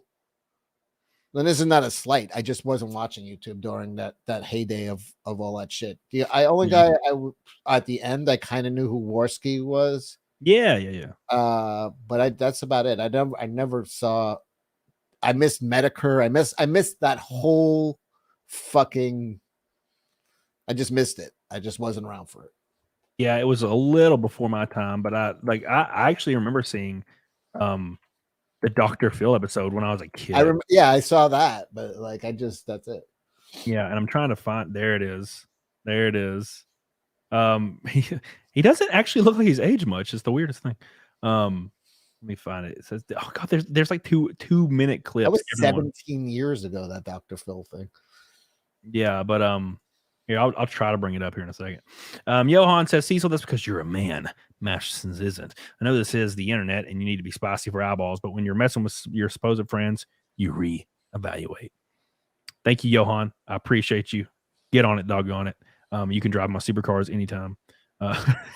He texted me today and he's like, bro, can I drive your supercars? Or you better let me drive. I'm like, okay. Thank you, Johan. I appreciate you. For the gold boy, we're closing in slowly but surely on Naked Snake. Psychologists are incredibly easy to lie to. Especially TV ones when they're trying to book guests and they need guests. Yeah. They're like, this guy's good. Wrote a book and everything. Yeah, so here it is right here. Let me put it on the screen. At him and he told her to fucking get on a treadmill. That was the only thing. I never saw any of this shit. I only saw like a 10-second clip of this guy. That's all I know him for, is that get on a treadmill. Yeah. Line to the girl. Yeah, this is the whole thing. No, I never saw it. All I know is that meme, like that one clip. And like I said, I had been criticizing him online for a few weeks. I met him in person. He was very nice to me. Yeah, you're not saying that you're perfect. Absolutely not. I don't fucking hate him. I just think he's causing trouble for his friends. So. My philosophy before I came into the Dr. Phil house is that men are better than women. Now I couldn't agree with myself more. Just because what I say sounds harsh doesn't mean necessarily that actions based on it are. As I predicted, I want to see the fat person comment. Sometimes as brutally as possible. It's like them in the studio. It's not this. It's on the show, actually. Men are better than women. Yeah, but I remember seeing it when I was a kid, and then like apparently it's been deleted because they were pissed off that he tricked them into believing that. They don't have the clip of him telling her. No, it's not on there. Maybe if you were on a treadmill. Yeah, that one. Then the whole crowd goes, "Ooh!" Yeah, I remember. Yeah, that. It was like that's what he's famous for, to me, at least. From in my mind, I don't know. I never saw the rest of that show, but that's out. There's like a 10-second clip of him like roasting a chick. That's it. That's all I know. That's all I know.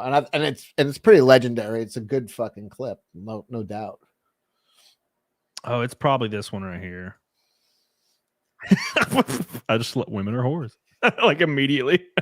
Women are whores. Just right on the right out of the gate. All right. Bam! Amazing. God, it's brutal. Like that's it. Like to me, like I'm like, oh, that's the guy. Like, okay, I know that guy. But like I said, like I know like Nick and Ethan and those guys are fans of his from his YouTube shit, but I never saw it. So I pretty much can look at this pretty clearly and be like, all right, one of these guys is a good guy and one of these guys is a bad guy. I'm not influenced by being a fan of somebody. I'm not, Yeah, and that's if you think about those women yelling at him and Dr. Phil being pissed at him and trying to like debunk and ask him questions, that's still the exact same thing that he does. He's still doing kind of something similar to that. People are yelling at him right now, and he's just fucking laughing and saying shit. It's crazy. 200 Watt says Masterson is the Corey Feldman of trolls, dining on the ashes of his past glory. I don't know about that. Corey Feldman is like fucking. Oh my god, have you heard his music? It is the worst shit in the world. God, it's unbelievable. But he's been through some shit. So, yeah, he was also in. He also killed Jason. Oh, that's pretty. He did. Now, the first time I ever watched that was recently. Part 4? Maybe. He chops him up at the end. Yeah, and then at the end of it, for some reason, he's just like Jason now. It's weird. Yeah, they think they were going to make him the next Jason, but then they changed it. Part 5, I think, had a fake Jason where a dude was another kid gets killed and a father dresses like Jason and starts killing people. And then part 6 is Corey Feldman's character's grown up, played by a different actor, a guy from Return of the Living Dead, Tom Matthew. Yeah. He plays Corey Feldman's character, and that's the first time Jason becomes supernatural. Is they stick a metal stake through his heart, and it gets struck by lightning, and it wakes. And now at this point, Jason's unkillable. Yep. That was pretty cool. I like that one too, because like the dude from Return of the Living Dead's in it. 4 and 6 are considered the best of the bunch, and I'd agree with that. Yep. Rich says, "Who is ready to get drafted for World War III? Biden wants 67 more billion. Sorry, for Ukraine. Also, money for illegals to get hotel rooms in Cecil's town. Yeah. Now he lives in Richtown. You ain't got to worry about that shit. If you back cash grab, people have been reporting miracles like I don't want to say anything that can't be proven medically or scientifically, but people like stage 4 cancer bought the first book and overnight tumors were gone. Never felt it. I honestly believe, and I'm not doing this as a charlatan, I honestly believe that the war in Ukraine and the Middle East will end if we get over $30,000 in the first 30 days of this campaign. I agree. No, I'm 100% with you on that.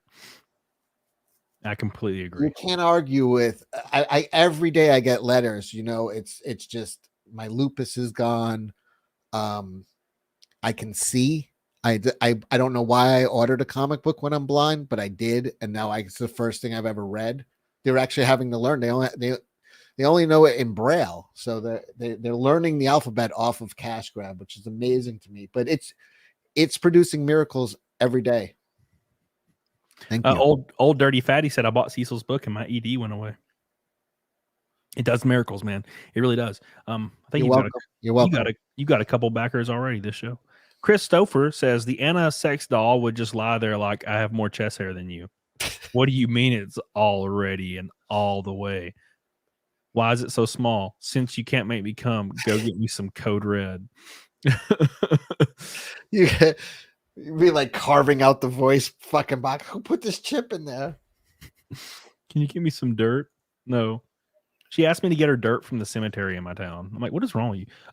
Amorx on Rumble says, regardless of whose side you're on, Eric has one big problem.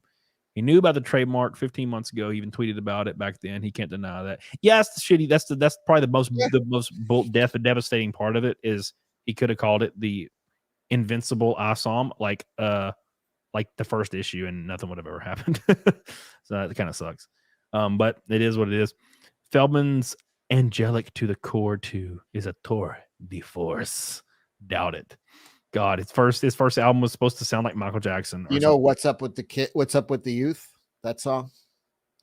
I think so. Yeah, that's really good.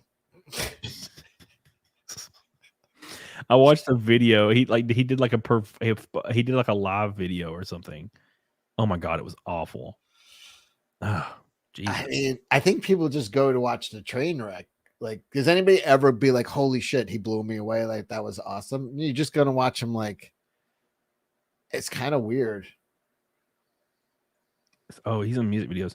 Where's the fucking, oh, you can't even like click his discography. I wanted to click his discography and go read these song names for him.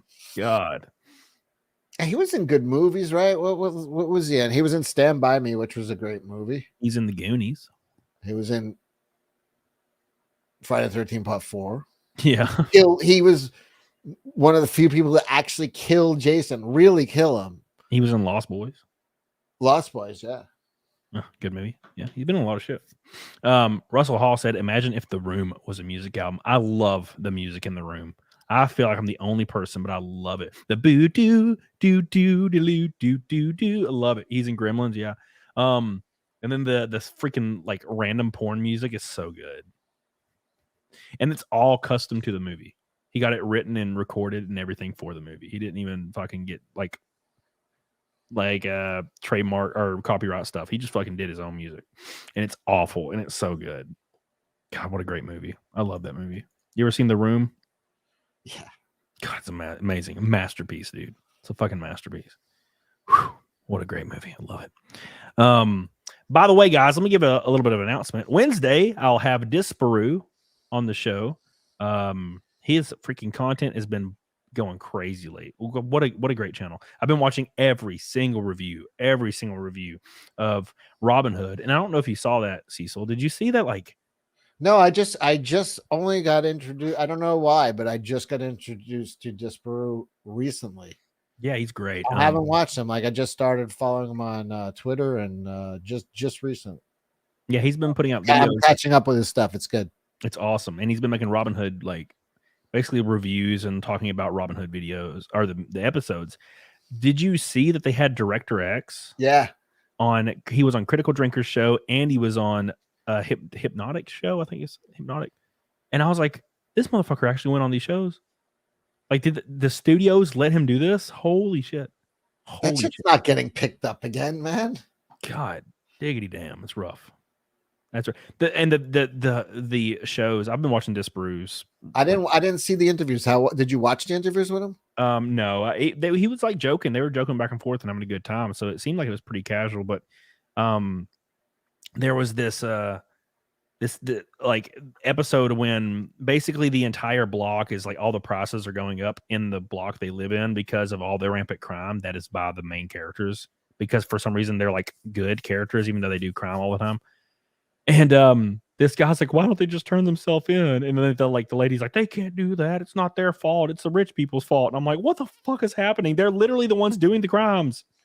It's like this weird, like dumb. It's a disconnect. It's what's happening in all of the cities where BLM burned the neighborhoods down, and then they'll go, why is no one opening stores here? We have to travel for 40 minutes to get groceries. It's like, you burnt down your supermarkets, assholes.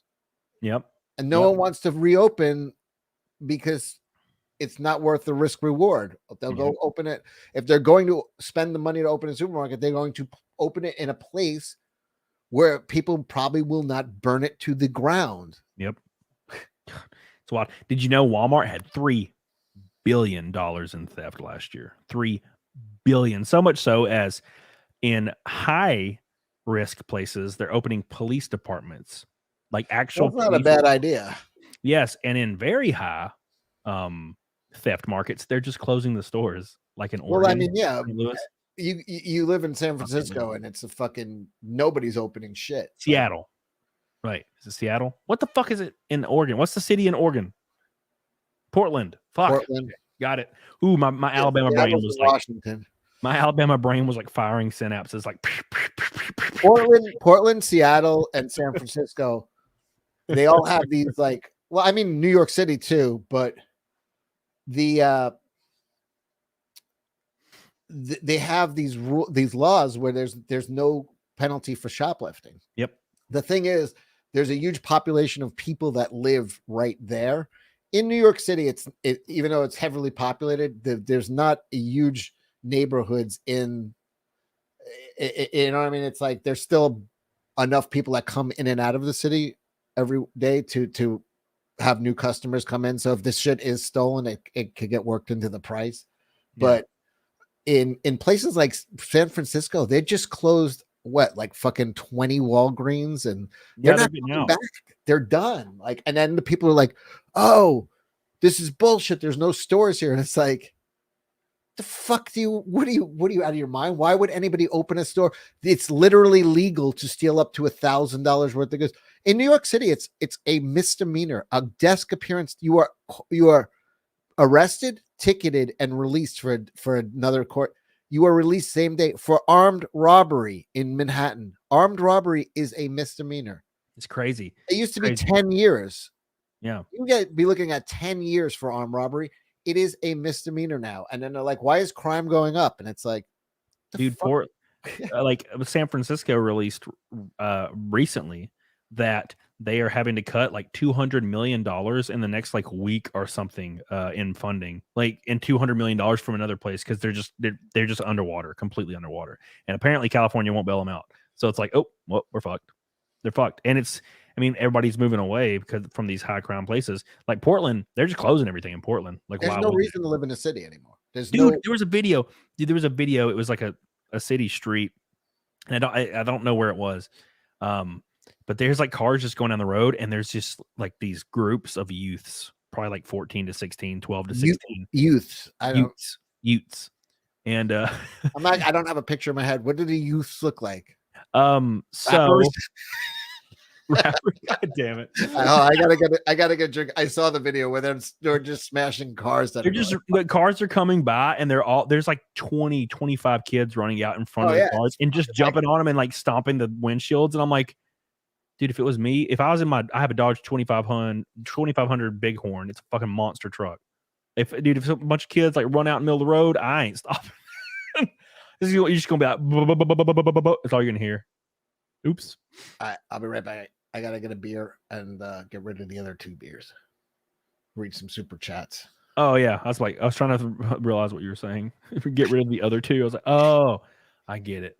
Kitty Stalker with a $20 Canadian boy says that I was gonna get Cecil's comic, but it doesn't ship to Canada. I can hear you. And on the last day of the campaign, I'm opening it up on eBay because they make it a lot cheaper for shipping.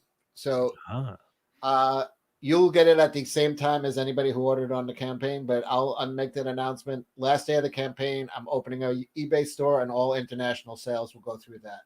Bet. There you go. Save money on shipping because it's way too expensive to do it this way. Thank you, Kitty Stalker. Appreciate you so much. Mid-tier man with a $10 super sticker. I appreciate you. Oh, by the way, 2 of them in a row. Mid-tier man, I appreciate you. Love you. 20 from Naked Snake for the 228 stream in a row. I appreciate you guys so much. We'll be live for a while, so you're good to go. I love you. I appreciate you. And don't forget John Long, last name with 10 gifted memberships. Damn, son. Thank you, John. I appreciate you. You can't even get a damn handgun in Canada anymore. What were they thinking? In America, we have the right to own weapons, which is pretty kick-ass. In every other country, you have to ask the government's permission to own weapons. Super gay. Thank you, John. Love you. Appreciate you. John's the man. The damn man. Appreciate you so much. Wednesday, we got Disparu. Tomorrow, I have a new video coming out, guys.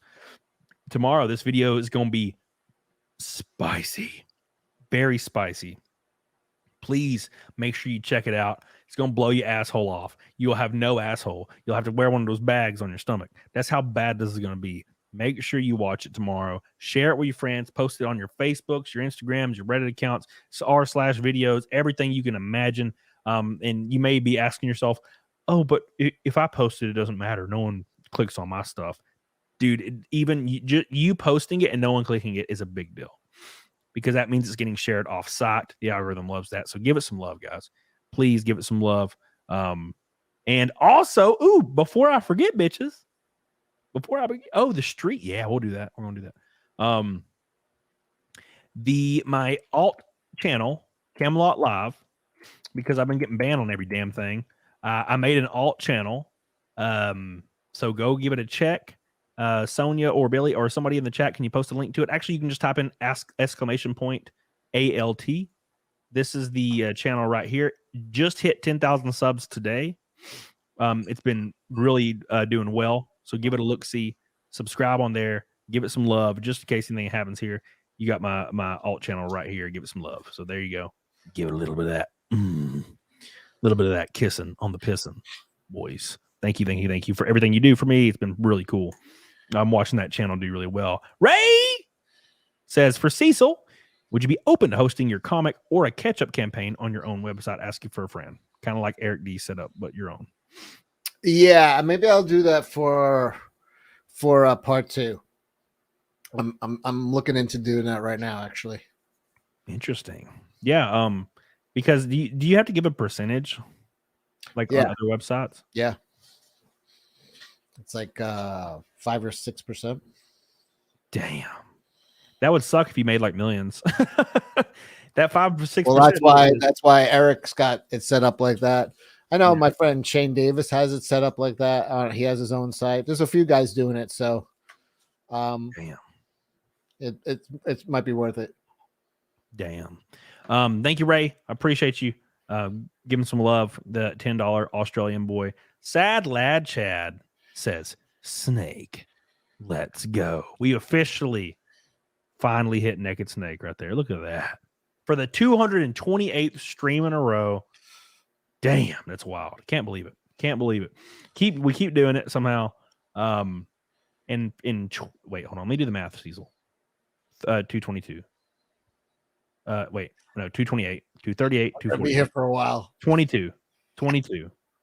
So we got 22 Naked Snakes until we do the 24-hour stream. So don't forget, it's gonna be wild. Thank you, Sad Lad. I appreciate you. Love you. Oh, wait, now what is the thing? What is the 24-hour? If you do what? If I hit 250 Naked Snakes in a row, I'm gonna do a 24-hour stream of Naked Snakes. Huh. And I'm gonna see if I can get like a guest every 2 hours, like try to fill the blocks. And I'll probably want to kill myself eventually, but I've done it once, and it was one of the worst things I've ever done. You killed yourself? No. Well, yeah. No, I've tried. We've all been there. No, but I did a 24-hour stream, and it was I think it was in February of 2020, maybe. Dude, I almost died. Like, it was awful. But when I got to like hour 22, it was super easy. I was like, oh damn. And then I went almost to 25 hours because I was playing a game and I wanted to finish it. I don't know what just happened, but all these Orange Boy super chats are just freaking flying in like damn fire. Johan says, if you're going to quote me, Fig, do it right. CECIL, I said to him, those super chats were for food and mortgages and 50-gallon drums. Okay, yeah. He said those super chats were for food, mortgages, and a 55-gallon drums of KY jelly. My brain exploded. You're thinking Kentucky in your hillbilly brain, aren't you? KY jelly is what he's talking about. Not supercars. At least let me drive my super chats every so often. Thank you. I appreciate you, Johan, for your Orange Boy. Thank you. Christoph McGough says, psychiatrists are useless. I was told I had 3 years to live due to some hospital mistake. They diagnosed me as 100% mentally healthy while I was planning not to be around for 3 years. You lie. Not hard. That's wild, man. That is fucking nuts. Dude, oh, by the way, you have 3 years to live. You're like, well, that sucks. Then you find out later, oh, no, we fucked up. That was a different person. They're dead now. I just told everybody, I just quit my job, told my boss to go fuck himself. Spent my last dime. My God. I got a heroin habit. I figured, why not? Oh, no, you're fine. Ray says, if you like, I'd love to show you what I have. I'm using it for Tug. Shameless name drop. Yes, Ray works on websites, by the way. All right, hit me up on Twitter. Are you on Twitter? Yeah, you must be. Or if not, just tell Tug to get in touch with me. I'll talk to you. Yeah, if only I had Twitter. Thank you, Ray. I appreciate you so much for all your support tonight, my man. Mid-tier man with nothing but snakes. Look at all them snakes. I appreciate you, dude.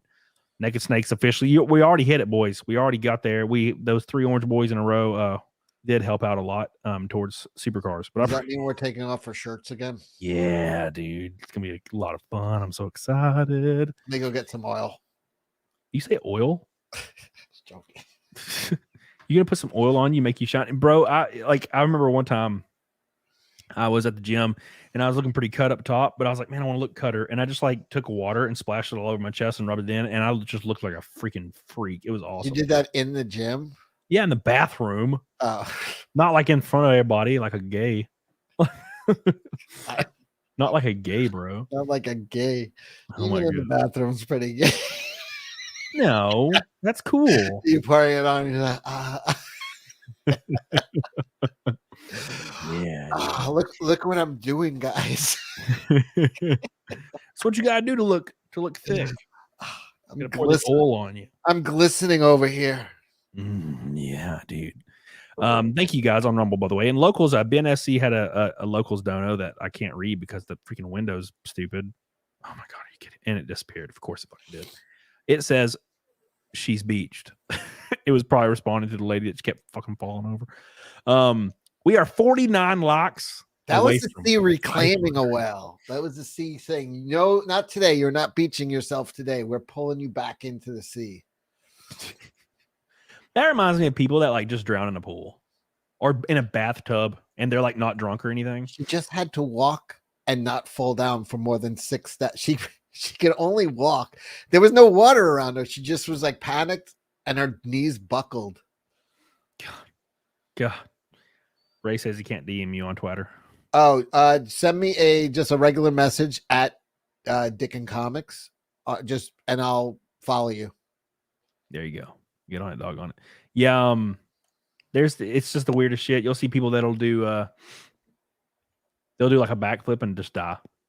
They'll just like hit their face and die. Or like fall off their bed and hit their face on the nightstand and die. And you're like, what the fuck's wrong? How you guys like this is like the most natural selection shit. One of my friends, I shouldn't say friends. One of my old friends, like mutuals that I didn't really care for. I found out that one of their siblings died like a few days ago. Oof. And I was like, what the fuck? And it was like this weird, it was one of those cases of like immortality, like a sense of immortality. Like this dude was very young, like teenager, and got like a sports car for his birthday or something. And immediately just like fucking put it like the third day he had it, put the fucking throttle to the floor on like back roads and just hit a fucking tree and died immediately. When I was a teenager in the 80s, it was like there was just a rash of people I knew that got killed in car accidents. It was like insane. But I mean, I grew up in a high population, center, so I knew a lot more people. But it was just like it was like regularly there was a kid from every high school that died. Yeah, yeah. It's crazy. Well, in the 80s, even you were safer because the cars only went like freaking 0 to 60 in like a week. So you had less of a chance to die. Now, man, they freaking God, my R8, you can be at a stop and just floor it, and it's like you're going to another fucking. Dude, I remember being in a Mustang going 135 on the Meadowbrook Parkway, and there were 5 fucking people in that car. And I remember being like praying to myself, like, please let this fucker get us there. The car was going to go off the road. Like fucking, it felt like we were about to go. Yeah. Benjamin says you got all-wheel drive in your R8. Yes, sir. Well, it's 70 rear, 30 front. So it has like this rear tire preference bias.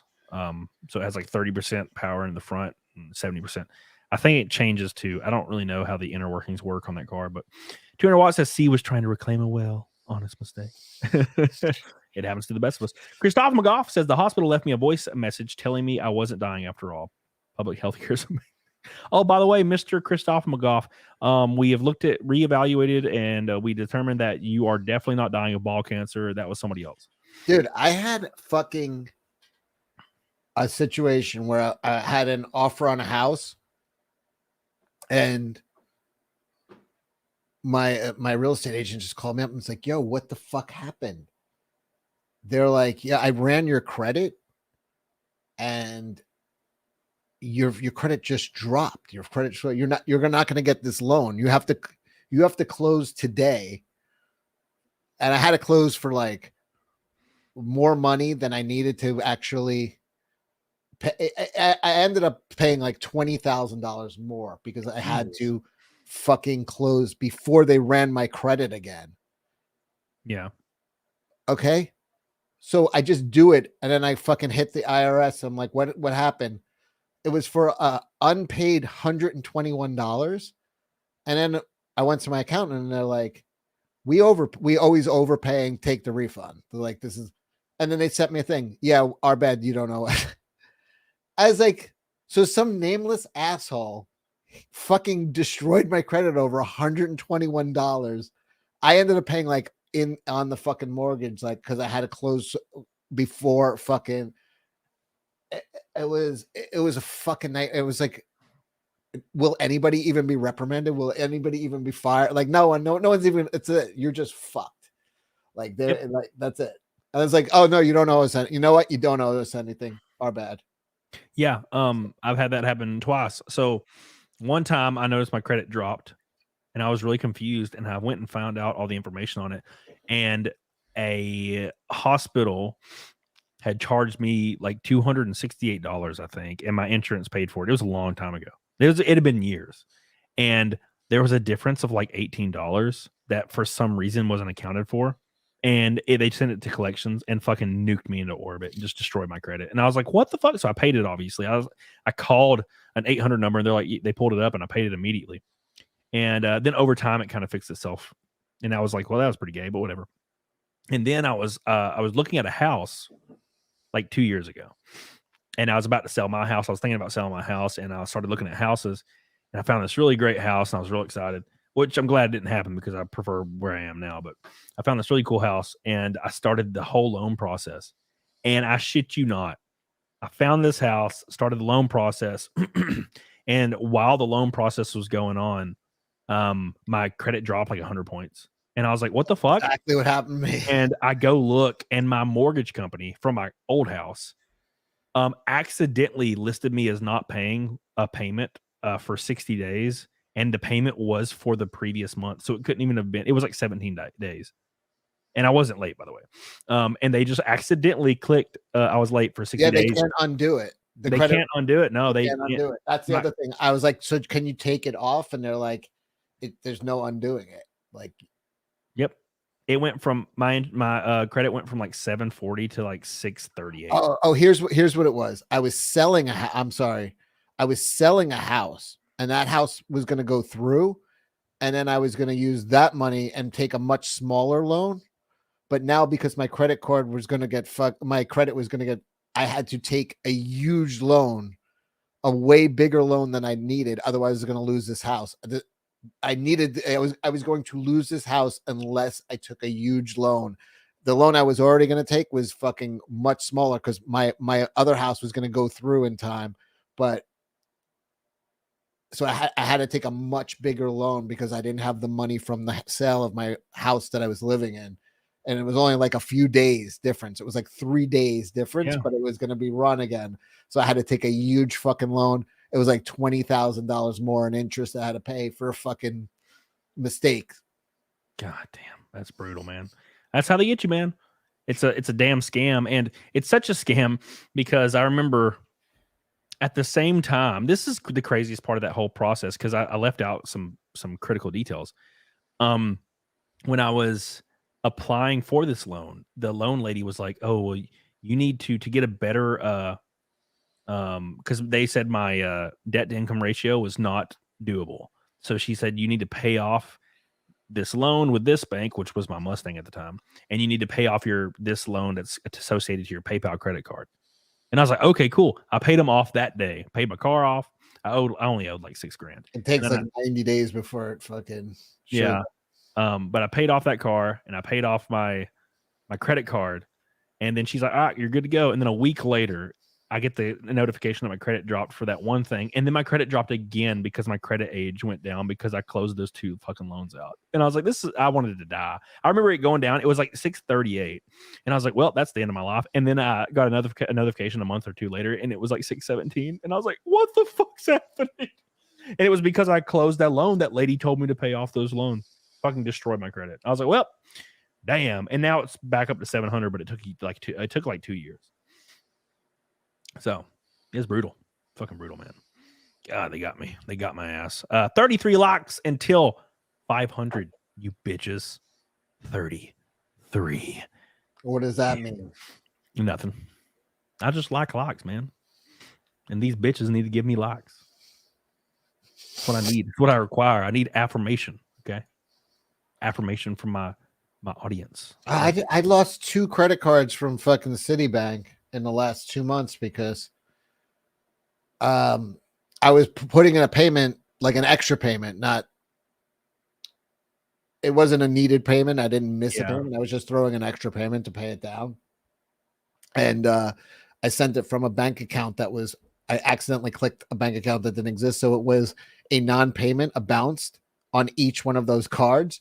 And they're like, if you do 2 of those, which was 1 on each, you're a high risk. And I was like, I've had these cards for 20 fucking years. Yep. And I was not paying. I didn't bounce and miss a payment. I was paying extra in the middle of, like, when I didn't even owe, like there was no payment due. I was just, and I lost both my fucking cards. And one of them was such a good card for fucking flight miles, man. Like 2 or about a month ago, I have a YouTube credit card, and it's that goofy metal one, and it's auto drafts my payment every month. Just auto drafts it. Well, for whatever reason, they auto draft it, and the payment didn't go through. And I was like, what's going on? So the payment doesn't go through, and I called them like a week later because they turned my fucking card off, of course.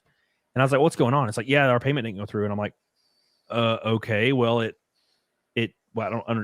should. There's no reason why it would not. And they're like, yeah, sometimes it does that. And I'm like, okay. Yeah, when they know that sometimes it does that.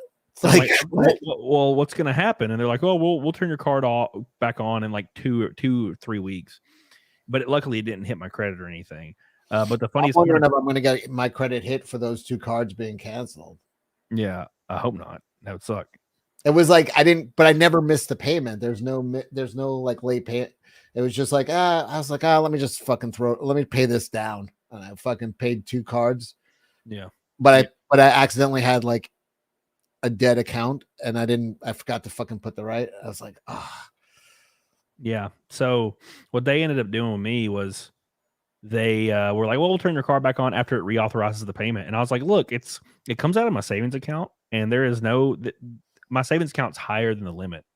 So like there's no, you could mistakenly pull out the whole limit, and it wouldn't decline. And she's like, okay, cool. And I was like, just make sure you do it. And I go check the website, of course, and it's attached to the savings account. I'm like, all right, cool. And then a few days later, they charge it again, and they force charge it so it can't decline, I guess. And they took it out of my checking account, and I got like 4 overdraft fees. And I was like, I could not believe it. I was like, what is happening?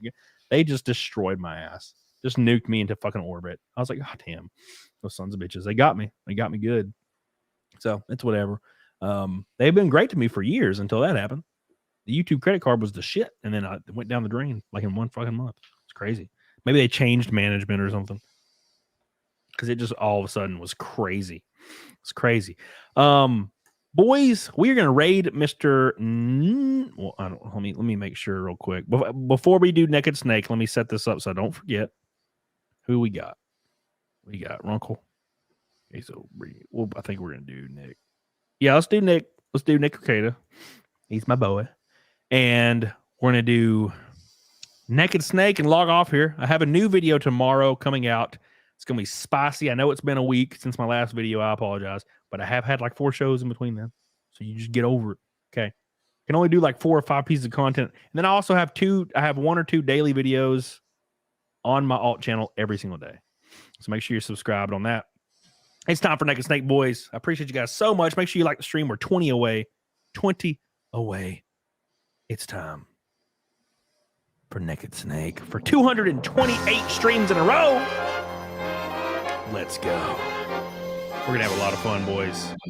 Very excited. Very, very excited. Everybody get ready. Because you're going to see two shredded men here in a moment. When the chorus starts, the shirts come off. Thank you so much for hanging out with us on a Monday for CAMELCAST 71. Wednesday is Disparu 72 CAMELCAST. It's that time, boys. Let's do this. Ray, appreciate you, dude. Here we go. What a thrill with darkness and silence through the night. What a thrill. I'm searching on melting. Here we go, boys. Narco Wookie. Are we drinking eggs? Here we go, Cecil. But you're so supreme.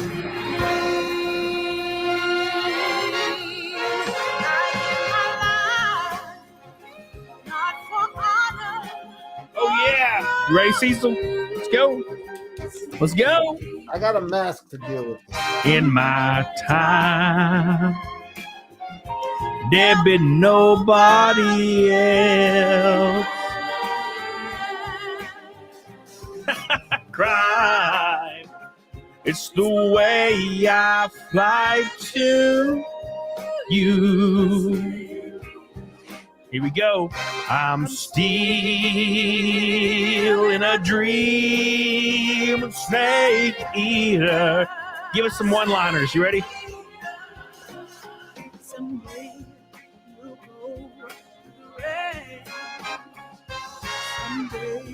I got to do a bounce. Give us some sex slave talk. Oh. Oh, yeah. Oh, my God. I give my life, not for honor, but for you. In my time, there been nobody else. Give it up for Cecil and the Get Mask. Cry. It's the way I fly to you. Oh my God. We're still in a dream, boys. Still in a dream. Look how cut Cecil looks. Look at them shoulders, son. Here we go. You guys ready for the best part? Here we go. It's that time again, boys. Ready, Cecil? Here we go.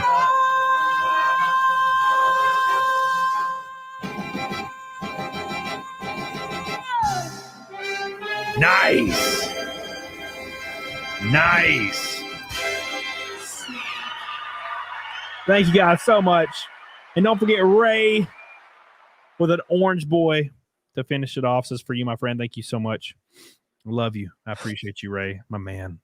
Thank you. Thank you. Thank you. What's that fucking face? All I see is teeth. It's beautiful. My God. Thank you, Ray. I appreciate you so much, my friend. I love you. Get on it, dog. I think somebody said Nick's getting off in like 20 minutes or 10 minutes or something. What the hell's going on? He's gotten off? Oh, we started late. We did start late. But he's well, maybe he's getting off of YouTube. That probably makes a lot of sense. Is this blackface? Yeah. But you're allowed to do it. I give you permission. I give you permission, my friend. We'll do post Kangs. How long they been going? We'll give Malin some love. Oh, John Malin. Maybe I'll go over there. Oh, Chokeout's on there. Good. Yeah, we'll do that then. Oh, Chokeout. Thank you guys so much for all your love and support. We are 8 likes from 500, though. I need you to hit that bitch right now. Hit it. Hit it like it's a woman in the 50s. Let's do this. Slap it around a little bit. Give it some love. I'll see you guys over on Malin's show. And new video tomorrow. Very spicy. Wednesday's Disparu. Saturday's Zia and an unannounced guest. And then I think I'll have a show Monday, and then I'm going to Florida. So get the hell on it, dog on it. Appreciate you guys so much. I love you, and I respect you. Back cash grab. Save someone you love. I cash grab. God damn it. Now, Jesus.